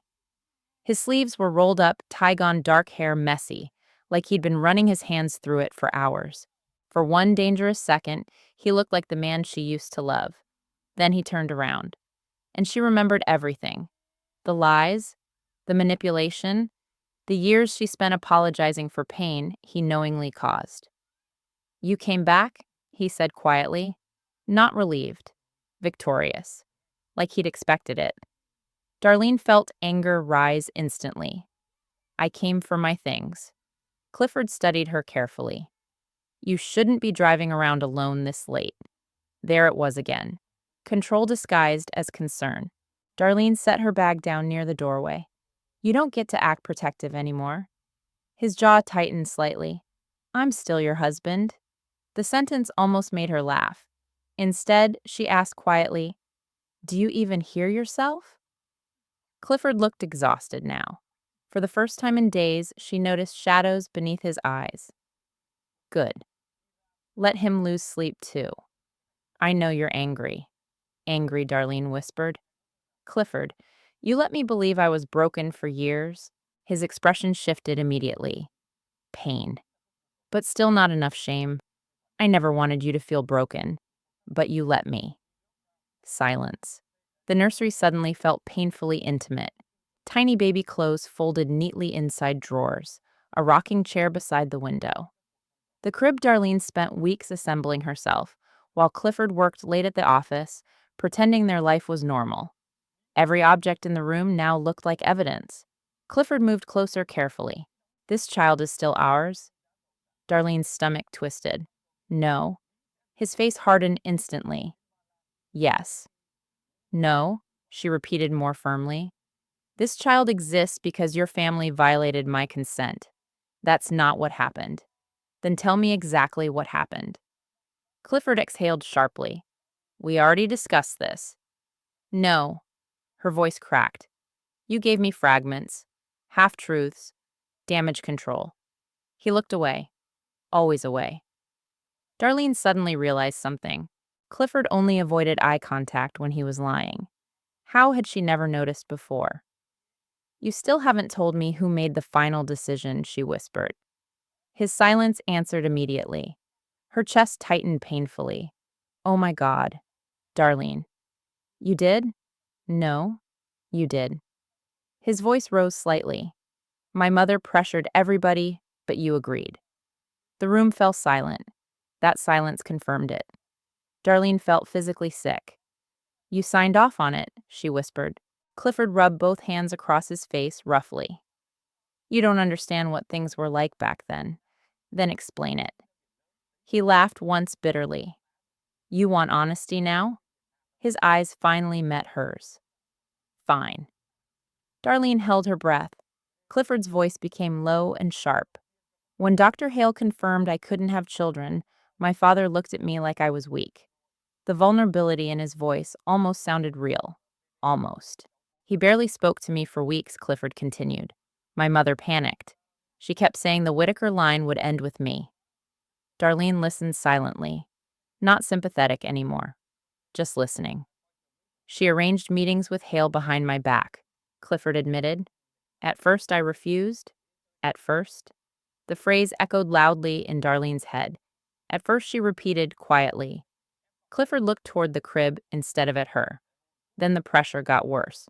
"So you sacrificed me." His jaw tightened. "That's not fair." There it is again. "You act like I enjoyed this." Darlene stared at him in disbelief. "This is what you still don't understand," she whispered. "Your suffering doesn't erase mine." Clifford stepped closer suddenly. "I was terrified. And I wasn't. You don't know what it feels like to have your own father look at you like less of a man." Darlene actually laughed. A sharp, broken sound. "You're right," she whispered. "I only know what it feels like to hate my own body while my husband watches quietly." That hit him. Hard. Good. But she kept going. You let me inject hormones into myself, Darlene. You let me cry after every failed treatment. His breathing became uneven. You held me while I blamed myself. Stop. No. Tears streamed down her face now. You don't get to tell me to stop anymore. The nursery felt too small for the amount of grief inside it. Clifford suddenly looked furious. Not at her pain, at losing control of the narrative. You think Marcus told you the whole story? He snapped. Darlene froze slightly. What does that mean? Clifford hesitated. Interesting. Fear flickered briefly across his face. He's not innocent. Neither are you. That's different. The arrogance of the statement stunned her. How because I'm your husband. There it was. Entitlement, ownership. Like marriage automatically granted forgiveness for betrayal. Darlene shook her head slowly. No, she whispered. You're just a man who thought loving me meant controlling what I knew. Clifford's expression cracked then. Finally. Not anger. Something uglier. Desperation. Because for the first time he realized she was emotionally leaving him. Darlene? His voice softened dangerously. Please don't destroy our family over this. Our family. She looked around the nursery slowly, then back at him. You already destroyed it. The silence afterward was devastating. Clifford looked shattered for a moment. But then he made the mistake that killed whatever remained of her love for him. You need to think carefully about what happens next. Fear slid down her spine instantly. What does that mean? His expression hardened again. Cold. Corporate. Whitaker. If this becomes public, lawyers will get involved. They already are. His eyes narrowed immediately. Ah, there it was. Real panic. You hired a lawyer? Darlene said nothing. Clifford took another step toward her. You're making a huge mistake. No, she whispered. I made the mistake 7 years ago when I trusted you more than myself. His voice dropped lower. If you walk away from this marriage, things will become ugly? Darlene's pulse quickened. Threat. Finally spoken openly. You would really do that to the mother of your child. Clifford looked directly at her, and his next sentence changed everything. I will not let anyone take my family away from me. Not ask. Not fight for. Take. Like she belonged to him. Like the baby belonged to him. Like love was ownership. Darlene suddenly saw the truth so clearly it hurt. Clifford never wanted partnership. He wanted control wrapped in admiration. And the second admiration, disappeared control, became all he had left. Slowly, carefully, Darlene pulled her wedding ring off her finger. Clifford's face went pale instantly. She walked toward the dresser beside the crib and placed the ring down gently.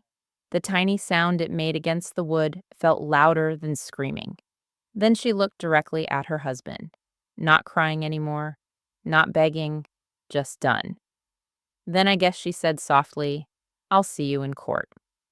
For the first time since she met him, Clifford Whitaker looked truly afraid. The courthouse in downtown Boston smelled like old paper, expensive coffee, and tension. Darlene sat beside Vivian Carter at the polished conference table inside a private mediation room while rain streaked against the tall windows overlooking the city. 3 weeks had passed since she left the Whitaker estate. 3 weeks of legal filings. 3 weeks of collecting evidence. 3 weeks of discovering just how vicious wealthy families became when their image was threatened. Clifford sat across from her in a tailored charcoal suit that probably costs more than most people's rent. Perfect posture, perfect hair, perfect performance. But Darlene noticed the cracks now, the stiffness in his jaw, the exhaustion beneath his eyes, the way his fingers tapped once against the table whenever Vivian mentioned discovery requests. Fear. Good. Preston Whitaker sat beside his son like a king supervising damage control. Cold. Controlled. Still convinced money could contain consequences.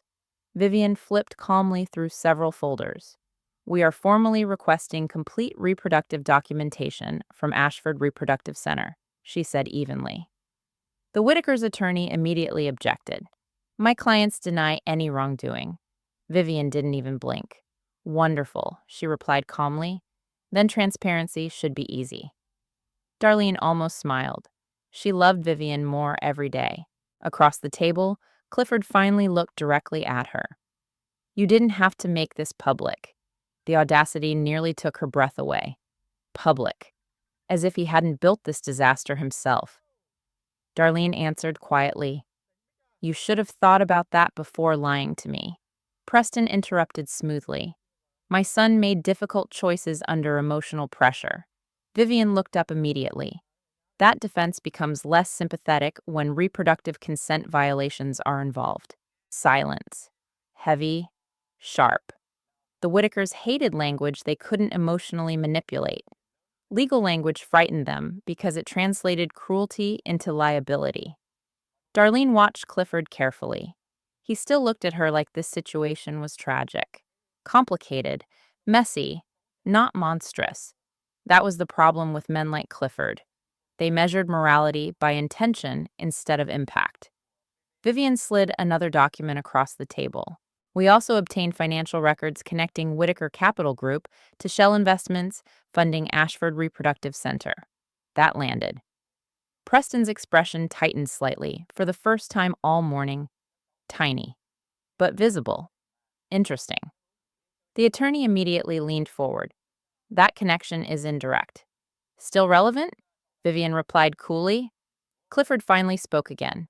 This is unnecessary. Darlene looked at him calmly. No. Your silence was unnecessary. His face hardened instantly. There it was. Every time she stopped being emotional and started sounding certain, Clifford became uncomfortable, because certainty couldn't be controlled as easily. The mediation ended 40 minutes later without resolution. Of course.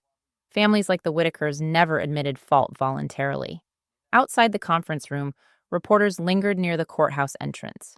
Not many, just enough. Whitaker Capital had influence, but rumors traveled fast in wealthy circles, especially rumors involving fertility fraud and family scandals. Vivian leaned closer while they waited for the elevator. They're scared. Darlene glanced toward Clifford, speaking quietly with Preston down the hall. Clifford doesn't look scared. Vivian gave a faint, humorless smile. That's because he was trained not to. The elevator doors opened, but before Darlene could step inside, a voice behind her said softly, Darlene? Lauren. Darlene turned slowly. Lauren looked exhausted again, wrapped in a beige coat with swollen eyes, like she hadn't slept properly in weeks. Can we talk? Lauren asked quietly. Vivian looked at Darlene carefully. Your choice. Darlene nodded once. 5 minutes. Vivian stepped away discreetly toward the lobby. Lauren swallowed hard. I'm sorry. Darlene stared at her. The apology sounded real, which somehow made it hurt worse. You knew, Darlene whispered. Lauren's eyes filled immediately. Yes. Why didn't you tell me? Lauren looked shattered. Because this family destroys people who speak against them. That sentence sat heavily between them. Not dramatic, honest. Darlene crossed her arms protectively over her stomach. You still should have told me. I know. Tears slid down Lauren's cheeks now. Evelyn regretted it at the end. Darlene's chest tightened painfully. She should have regretted it before. Lauren nodded weakly. She loved Clifford too much.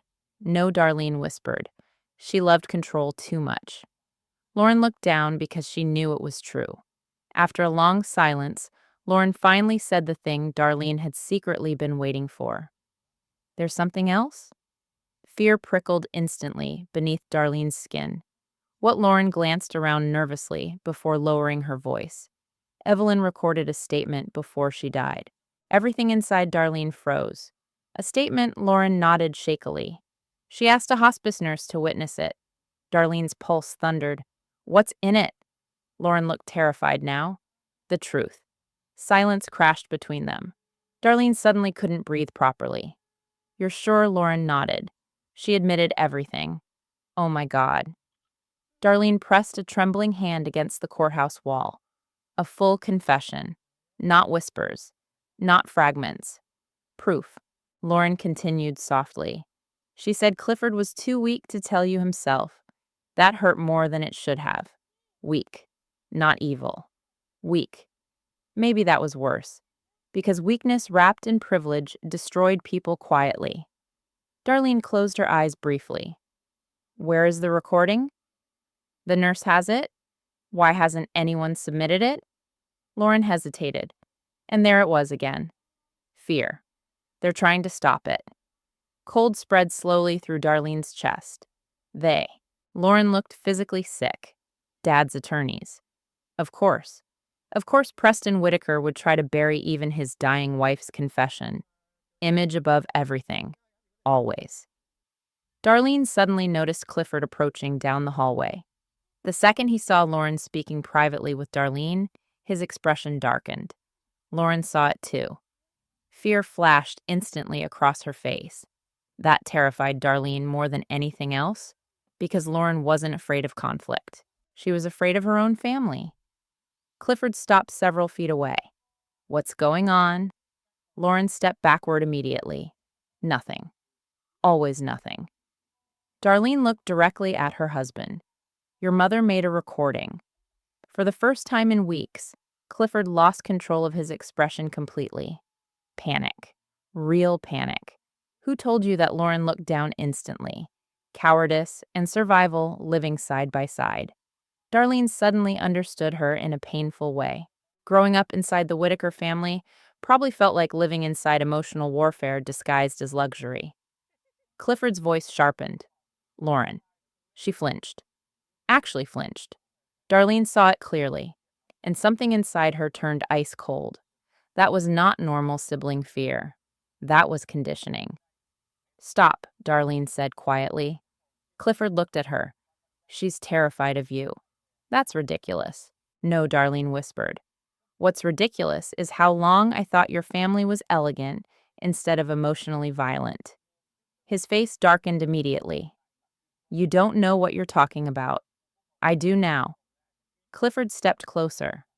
Whatever my mother said while dying will still be the truth, Darlene cut in sharply. The hallway fell silent. People moved around them carrying legal files and coffee cups, completely unaware that an empire was cracking open quietly in the middle of the courthouse. Clifford lowered his voice. She was confused. Darlene actually laughed. You know what's pathetic, she whispered. Even now, after all this, you still think denying reality will save you. His eyes flashed dangerously. I'm trying to protect what's left of this family. No, Darlene said softly. You're trying to protect yourself from finally being seen clearly. The words hit hard enough that he stopped moving entirely. And for the first time since this began, Darlene realized something important. The Whitakers weren't losing because of lawyers, or evidence, or Marcus Bennett. They were losing because the truth had finally found witnesses who refused to stay silent. The courtroom was silent enough to hear breathing. Not metaphorically, literally. Every cough, every shifting chair, every nervous inhale echoed through the high-ceilinged room like tension made physical. Darlene sat beside Vivian Carter at the plaintiff's table, with one hand resting against the curve of her stomach. 7 months pregnant now. Tired. Emotionally scraped raw, but steady. That was the difference. Weeks ago, the Whitakers could still frame her as emotional. Now she looked composed, while Clifford looked like a man trying desperately to keep cracks from spreading across a collapsing foundation. Across the room, reporters filled nearly every bench. Whitaker Capital's name had finally leaked publicly after financial discovery filings connected the company to Ashford Reproductive Center. The headlines were brutal. Corporate heir accused in fertility deception case. Private clinic under investigation. Wealthy family faces. Reproductive fraud allegations. The Whitakers hated public humiliation more than death itself. Good. Judge Eleanor Hayes adjusted her glasses while reviewing documents silently at the bench. Sharp-eyed, unimpressed by wealth. Exactly the kind of woman Preston Whitaker couldn't manipulate with charm and donations. Vivian stood slowly. Your Honor, we are prepared to submit recorded testimony from the late Evelyn Whitaker. The room tightened instantly. Even the air changed. Across the courtroom, Clifford's face went pale. Not sad, terrified.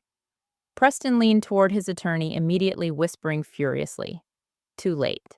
Judge Hayes nodded once. Proceed. The hospice nurse, Marianne Ellis, stepped carefully toward the witness stand. Middle-aged, professional, calm, the kind of woman who had probably witnessed more human truth in hospital rooms than most people saw in entire lifetimes. Vivian approached gently. Ms. Ellis, did Evelyn Whitaker leave a recorded statement before her death? Yes. Under what circumstances she requested privacy, and asked me to witness the recording voluntarily. Did she appear mentally coherent? Yes. The Whitaker's attorney immediately stood. Objection overruled, Judge Hayes said flatly.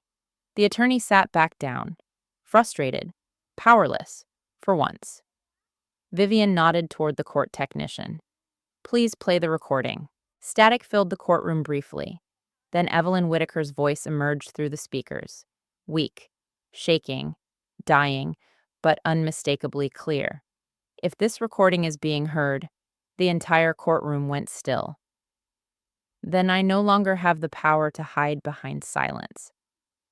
Darlene felt chills spread slowly down her arms. Across the room, Clifford stared at the floor. Evelyn continued.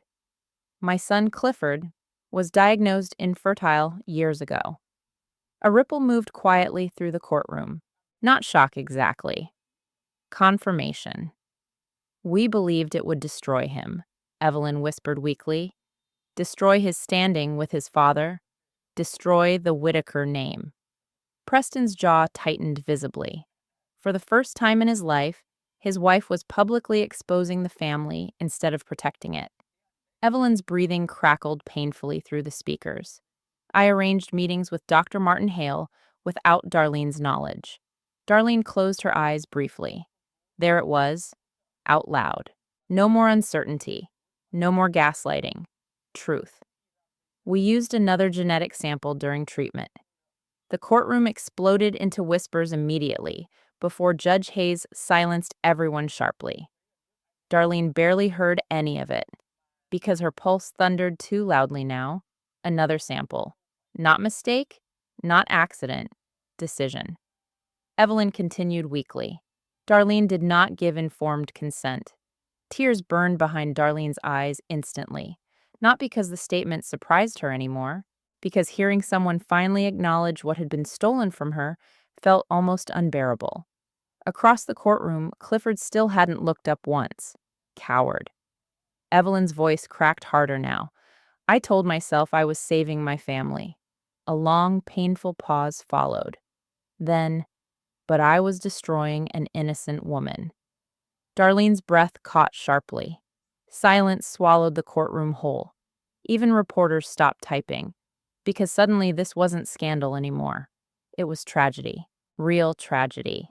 Not the glamorous kind wealthy people turned into documentaries. Human tragedy. Evelyn's breathing grew weaker. Clifford found out after the procedure. There it was.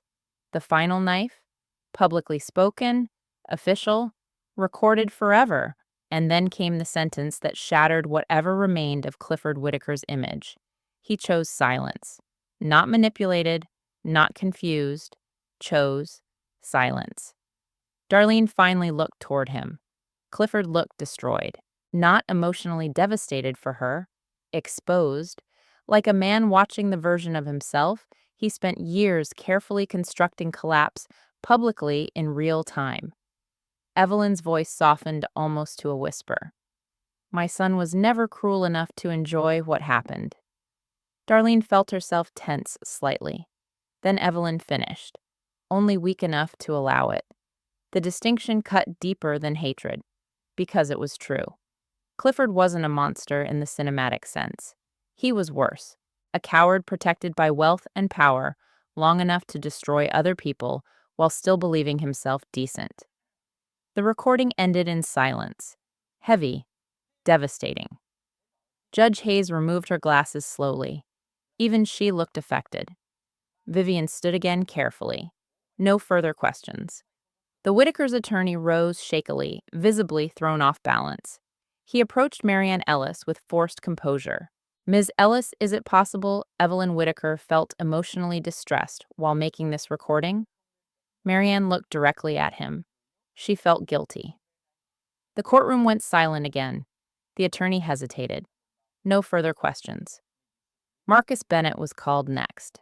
Darlene watched him walk toward the witness stand calmly in a dark suit, shoulders squared, despite the pressure surrounding him. He glanced briefly toward her. Not romantically, respectfully, like someone acknowledging shared survival. Vivian approached. Mr. Bennett, did you ever authorize your genetic material to be used in procedures involving Darlene Johnston, specifically? No. Did Clifford Whitaker know about the unauthorized use before Darlene Johnston? Yes. Clifford visibly flinched. Marcus continued evenly. I told him directly that Darlene deserved the truth. Vivian nodded. And what was his response? Marcus looked toward Clifford finally. He said exposure would ruin everything. There it was again. Everything. Never Darlene. Never morality. Everything. Money, image, legacy, control. The attorney attempted to discredit Marcus by bringing up the old financial disputes with Whitaker Capital. But Marcus remained calm, measured, honest, which made the Whitakers look even worse, because Marcus admitted his anger openly. I hated what they did to my career, he said quietly. But what they did to Darlene was worse. Darlene's throat tightened painfully. Nobody had protected her before this. Not really. Not until the truth became impossible to bury.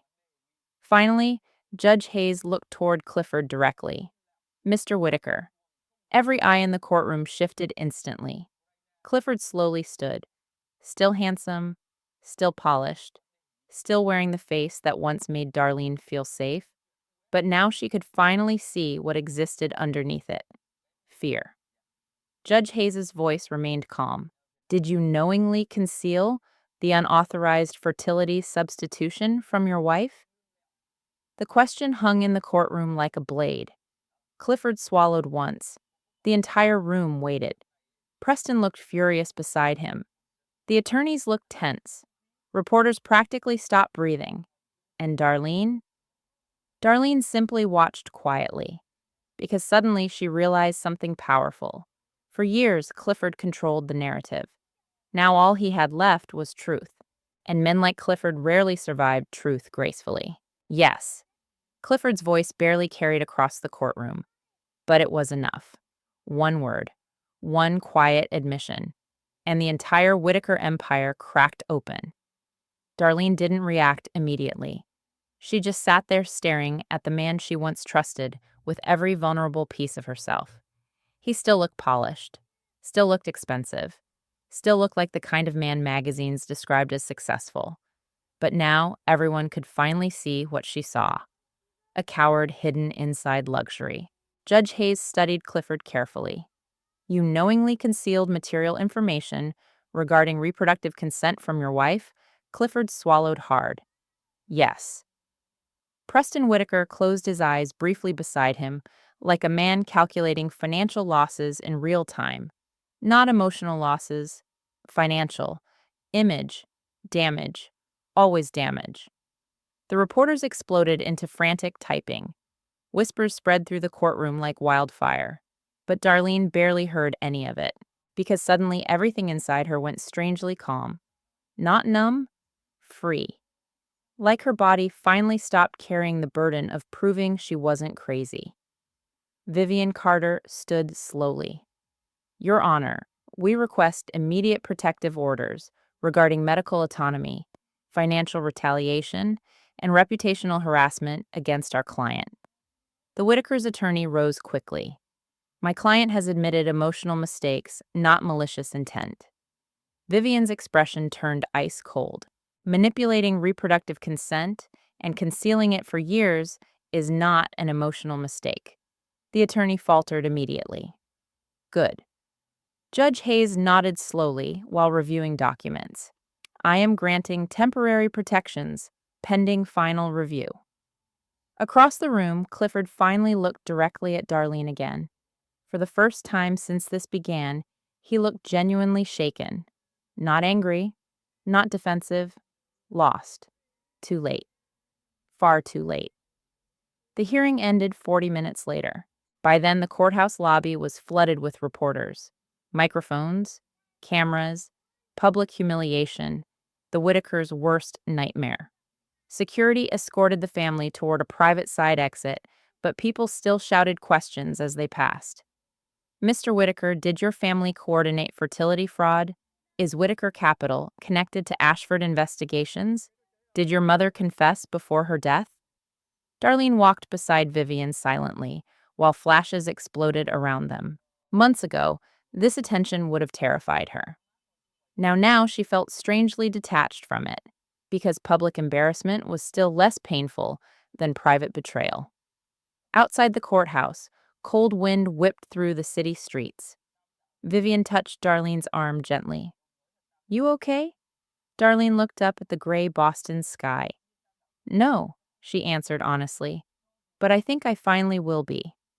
Vivian smiled faintly. That's usually how freedom starts. Freedom. The word settled heavily inside her chest.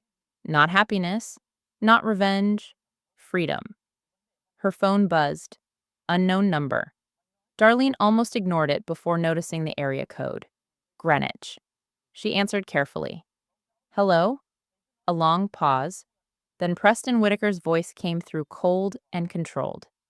We need to speak privately. Darlene actually laughed softly. No. This situation has spiraled unnecessarily. There's that word again. Preston ignored her. You are humiliating this family publicly. The sentence almost amazed her. Not you were violated. Not my son betrayed you. Humiliating this family. Darlene leaned against the courthouse steps slowly. You know what's fascinating, Preston's silence. Not once during this entire nightmare have you sounded sorry for me. His voice hardened instantly. You're emotional right now. Darlene closed her eyes briefly. Of course. Even now. Even after court. Even after confession. The Whitaker men still reduced women to emotional instability anytime truth became inconvenient. No, she said quietly. I'm just no longer afraid of you. That finally hit him. The silence sharpened. Then Preston spoke again, colder this time. You should think carefully before continuing this war. War. There it was. Not healing, not accountability, war. Darlene suddenly understood something important. Men like Preston only respected people they considered dangerous. And for the first time in her life, she finally was. I'm not the one who started this, she whispered. Then she hung up. Immediately. Vivian watched her carefully. That sounded ominous. It was. Vivian sighed. Good. Fear makes powerful people sloppy. Darlene almost smiled. Almost.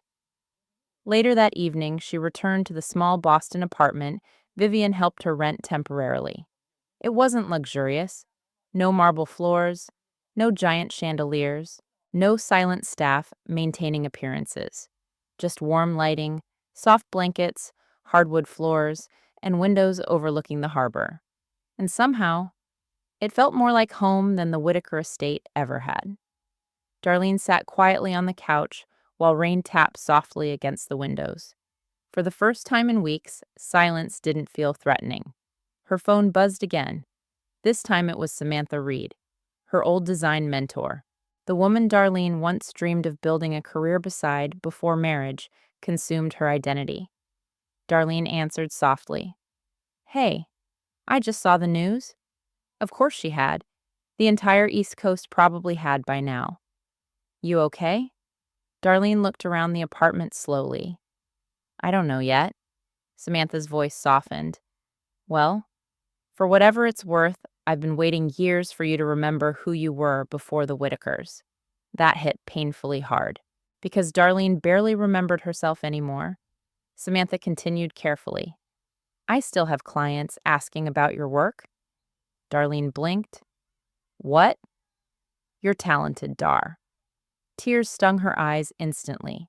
Not because of the compliment, because Clifford hadn't said anything like that in years. Somewhere along the way, her talent became invisible inside the marriage. You could start again, Samantha said gently. The words terrified her. Start again. At 34. Pregnant, publicly humiliated, emotionally wrecked, and yet, a tiny part of her wanted it desperately.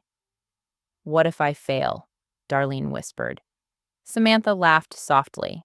Honey, surviving the Whitakers already proves you're stronger than most people. After the call ended, Darlene sat quietly for a long time. Then she opened her laptop. Her old design portfolio still existed online, untouched for years.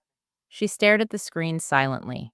Projects she once loved, ideas she abandoned, a version of herself buried beneath marriage.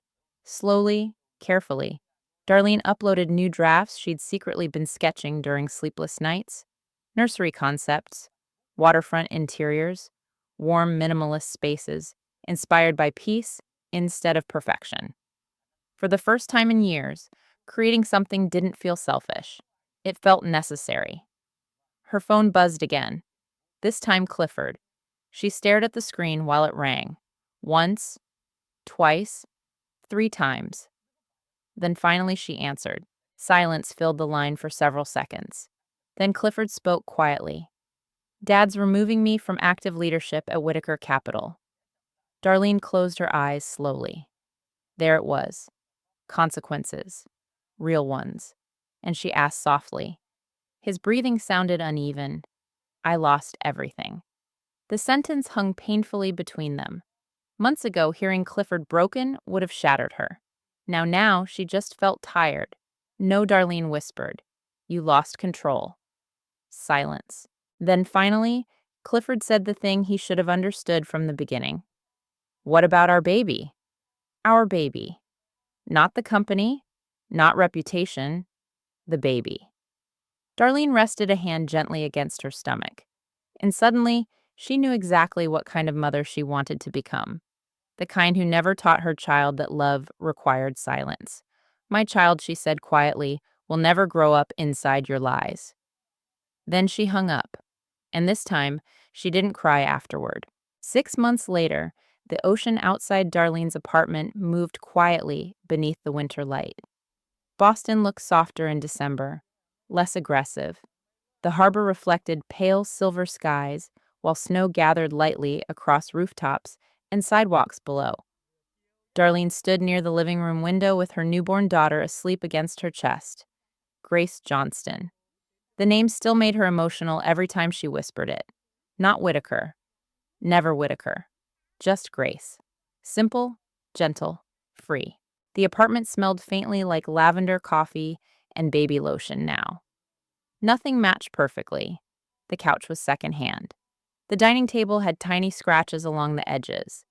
Baby blankets covered half the furniture because motherhood turned even beautiful spaces into survival zones. And somehow, it was the happiest home Darlene had ever lived in. Grace shifted softly against her shoulder. Darlene kissed the top of her daughter's head instinctively.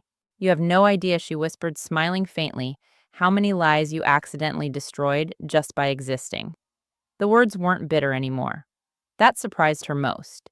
Healing hadn't arrived dramatically. No cinematic breakthrough. No single morning where pain disappeared. Healing came quietly. In therapy appointments, in long walks through Boston with a stroller, in learning how to make decisions without asking permission, in realizing peace felt unfamiliar because chaos used to feel like love. Her phone buzzed softly on the kitchen counter. A message from Samantha Reed. The nursery designs landed the Newport project. Call me ASAP. Darlene laughed quietly in disbelief. 3 months ago, Samantha convinced her to submit interior concepts for a boutique waterfront hotel renovation. Darlene almost didn't do it. Years of marriage to Clifford had trained her to doubt herself automatically, but Samantha refused to let her disappear. Now her work was being noticed again. Not because she was someone's wife, because she was talented. The realization still felt surreal. A soft knock interrupted her thoughts. Darlene adjusted Grace carefully before opening the apartment door. Lauren stood outside holding a small pink gift bag. Nervous, fragile, human. For a second, neither woman spoke. Then Lauren looked down at the baby immediately. She's beautiful. Darlene softened slightly despite herself. Grace yawned sleepily in her arms. Lauren's eyes filled instantly. She has your eyes? The comment hurt unexpectedly, because no one had ever looked at Darlene during her marriage and spoken like her existence mattered separately from Clifford. Darlene stepped aside quietly. Lauren entered cautiously, like someone walking into sacred space. The apartment was warm and imperfect and alive in a way the Whitaker mansion never had been. Lauren noticed it too. You seem, she hesitated, peaceful. Darlene looked down at Grace. Some days. That was the honest answer. Some days she still woke up angry. Some days she still replayed old conversations, wondering how many moments in her marriage had been manipulation disguised as love. Some days she hated herself for missing Clifford at all. Healing wasn't linear. It was exhausting. Lauren sat carefully on the couch. I brought something. She handed over the gift bag awkwardly. Inside was a handmade baby blanket. Not expensive, not designer, just soft, personal. Darlene blinked in surprise. You made this? Lauren nodded shyly. My therapist suggested learning hobbies that don't involve pretending everything is fine.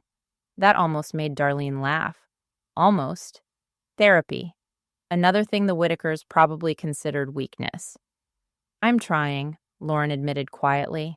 Darlene looked at her for a long moment, then finally said the thing neither of them expected. I know. Lauren's face crumpled instantly. I should have protected you. You were trying to survive too. Tears slid down Lauren's cheeks. Clifford's getting worse. Darlene's chest tightened slightly. Not with love, with grief. Grief for the man she thought existed. What do you mean? Lauren looked exhausted. He barely leaves the apartment. Dad pushed him out completely after the investors started pulling away. Consequences. Real ones. Whitaker Capital survived publicly, but damaged reputations in elite circles spread quietly and permanently. Especially scandals involving reproductive ethics and financial misconduct. Does he still blame me? Darlene asked softly. Lauren hesitated. Then honestly, no. That surprised her. Lauren looked toward the sleeping baby. I think he finally blames himself. Silence settled softly across the apartment. Months ago, hearing that would have satisfied Darlene. Now, it mostly made her sad, because accountability arriving after destruction still left destruction behind. Lauren stood slowly to leave. At the door, she paused. There's something else. Darlene tensed slightly. Lauren reached carefully into her purse and pulled out an envelope. Cream-colored, elegant handwriting. Evelyn's handwriting. Darlene froze instantly. She wrote it before she died. Lauren whispered, For you? The air left Darlene's lungs slowly. She took the envelope carefully. Her name written across the front made something ache deep inside her chest. Not forgiveness. Something more complicated. Lauren looked devastated. She wanted you to have it after the trial ended. Darlene nodded silently. After Lauren left, the apartment became quiet again. Snow drifted softly outside the windows, while Grace slept peacefully against her shoulder.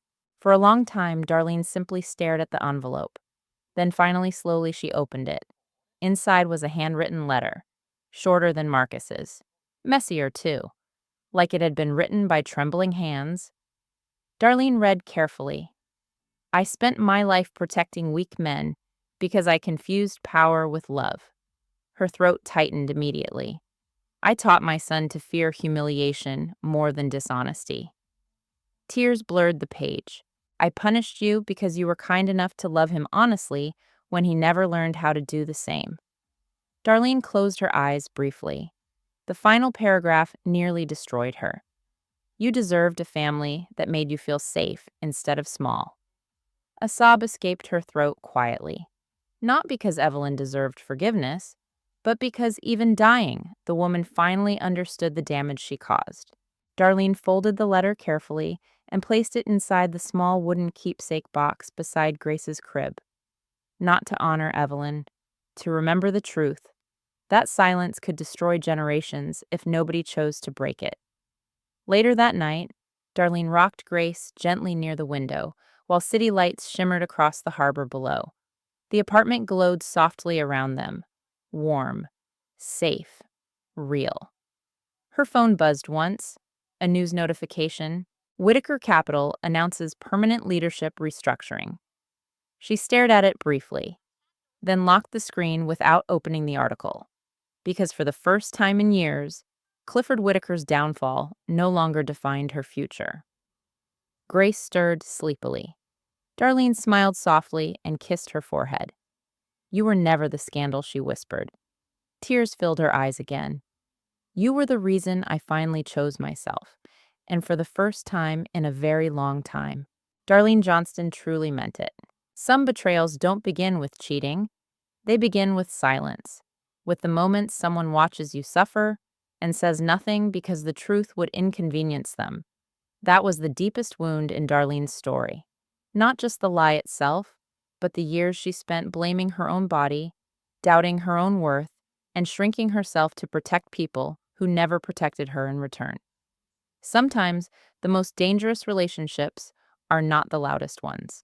They are the ones where manipulation is wrapped in politeness, where control sounds like concern, where love is offered only when obedience is guaranteed. Darlene's journey reminds us of something painful but necessary. Being kind does not mean being weak. Loving someone deeply should never require abandoning yourself. And no relationship is worth sacrificing your dignity, your voice, or your right to the truth. What makes her story powerful is not that Clifford eventually lost everything. It's that Darlene finally stopped losing herself. In the end, her healing did not come from revenge. It came from boundaries, from choosing peace over appearances, from realizing that freedom can feel terrifying at first because chaos once felt familiar. And maybe that's the real lesson here. People who truly love you will never need you to stay small so they can feel powerful. Real love does not survive through fear, guilt, or silence. It survives through honesty. If this story moved you, I'd love to hear your thoughts. Do you think you could ever forgive a betrayal built on years of lies and silence? And at what point does protecting a relationship become destroying yourself? Share your thoughts in the comments below. Your story might help someone else feel less alone. And if you enjoy emotional drama stories about healing betrayal, self-worth, and strong women choosing themselves, don't forget to subscribe and stay with us for the next story.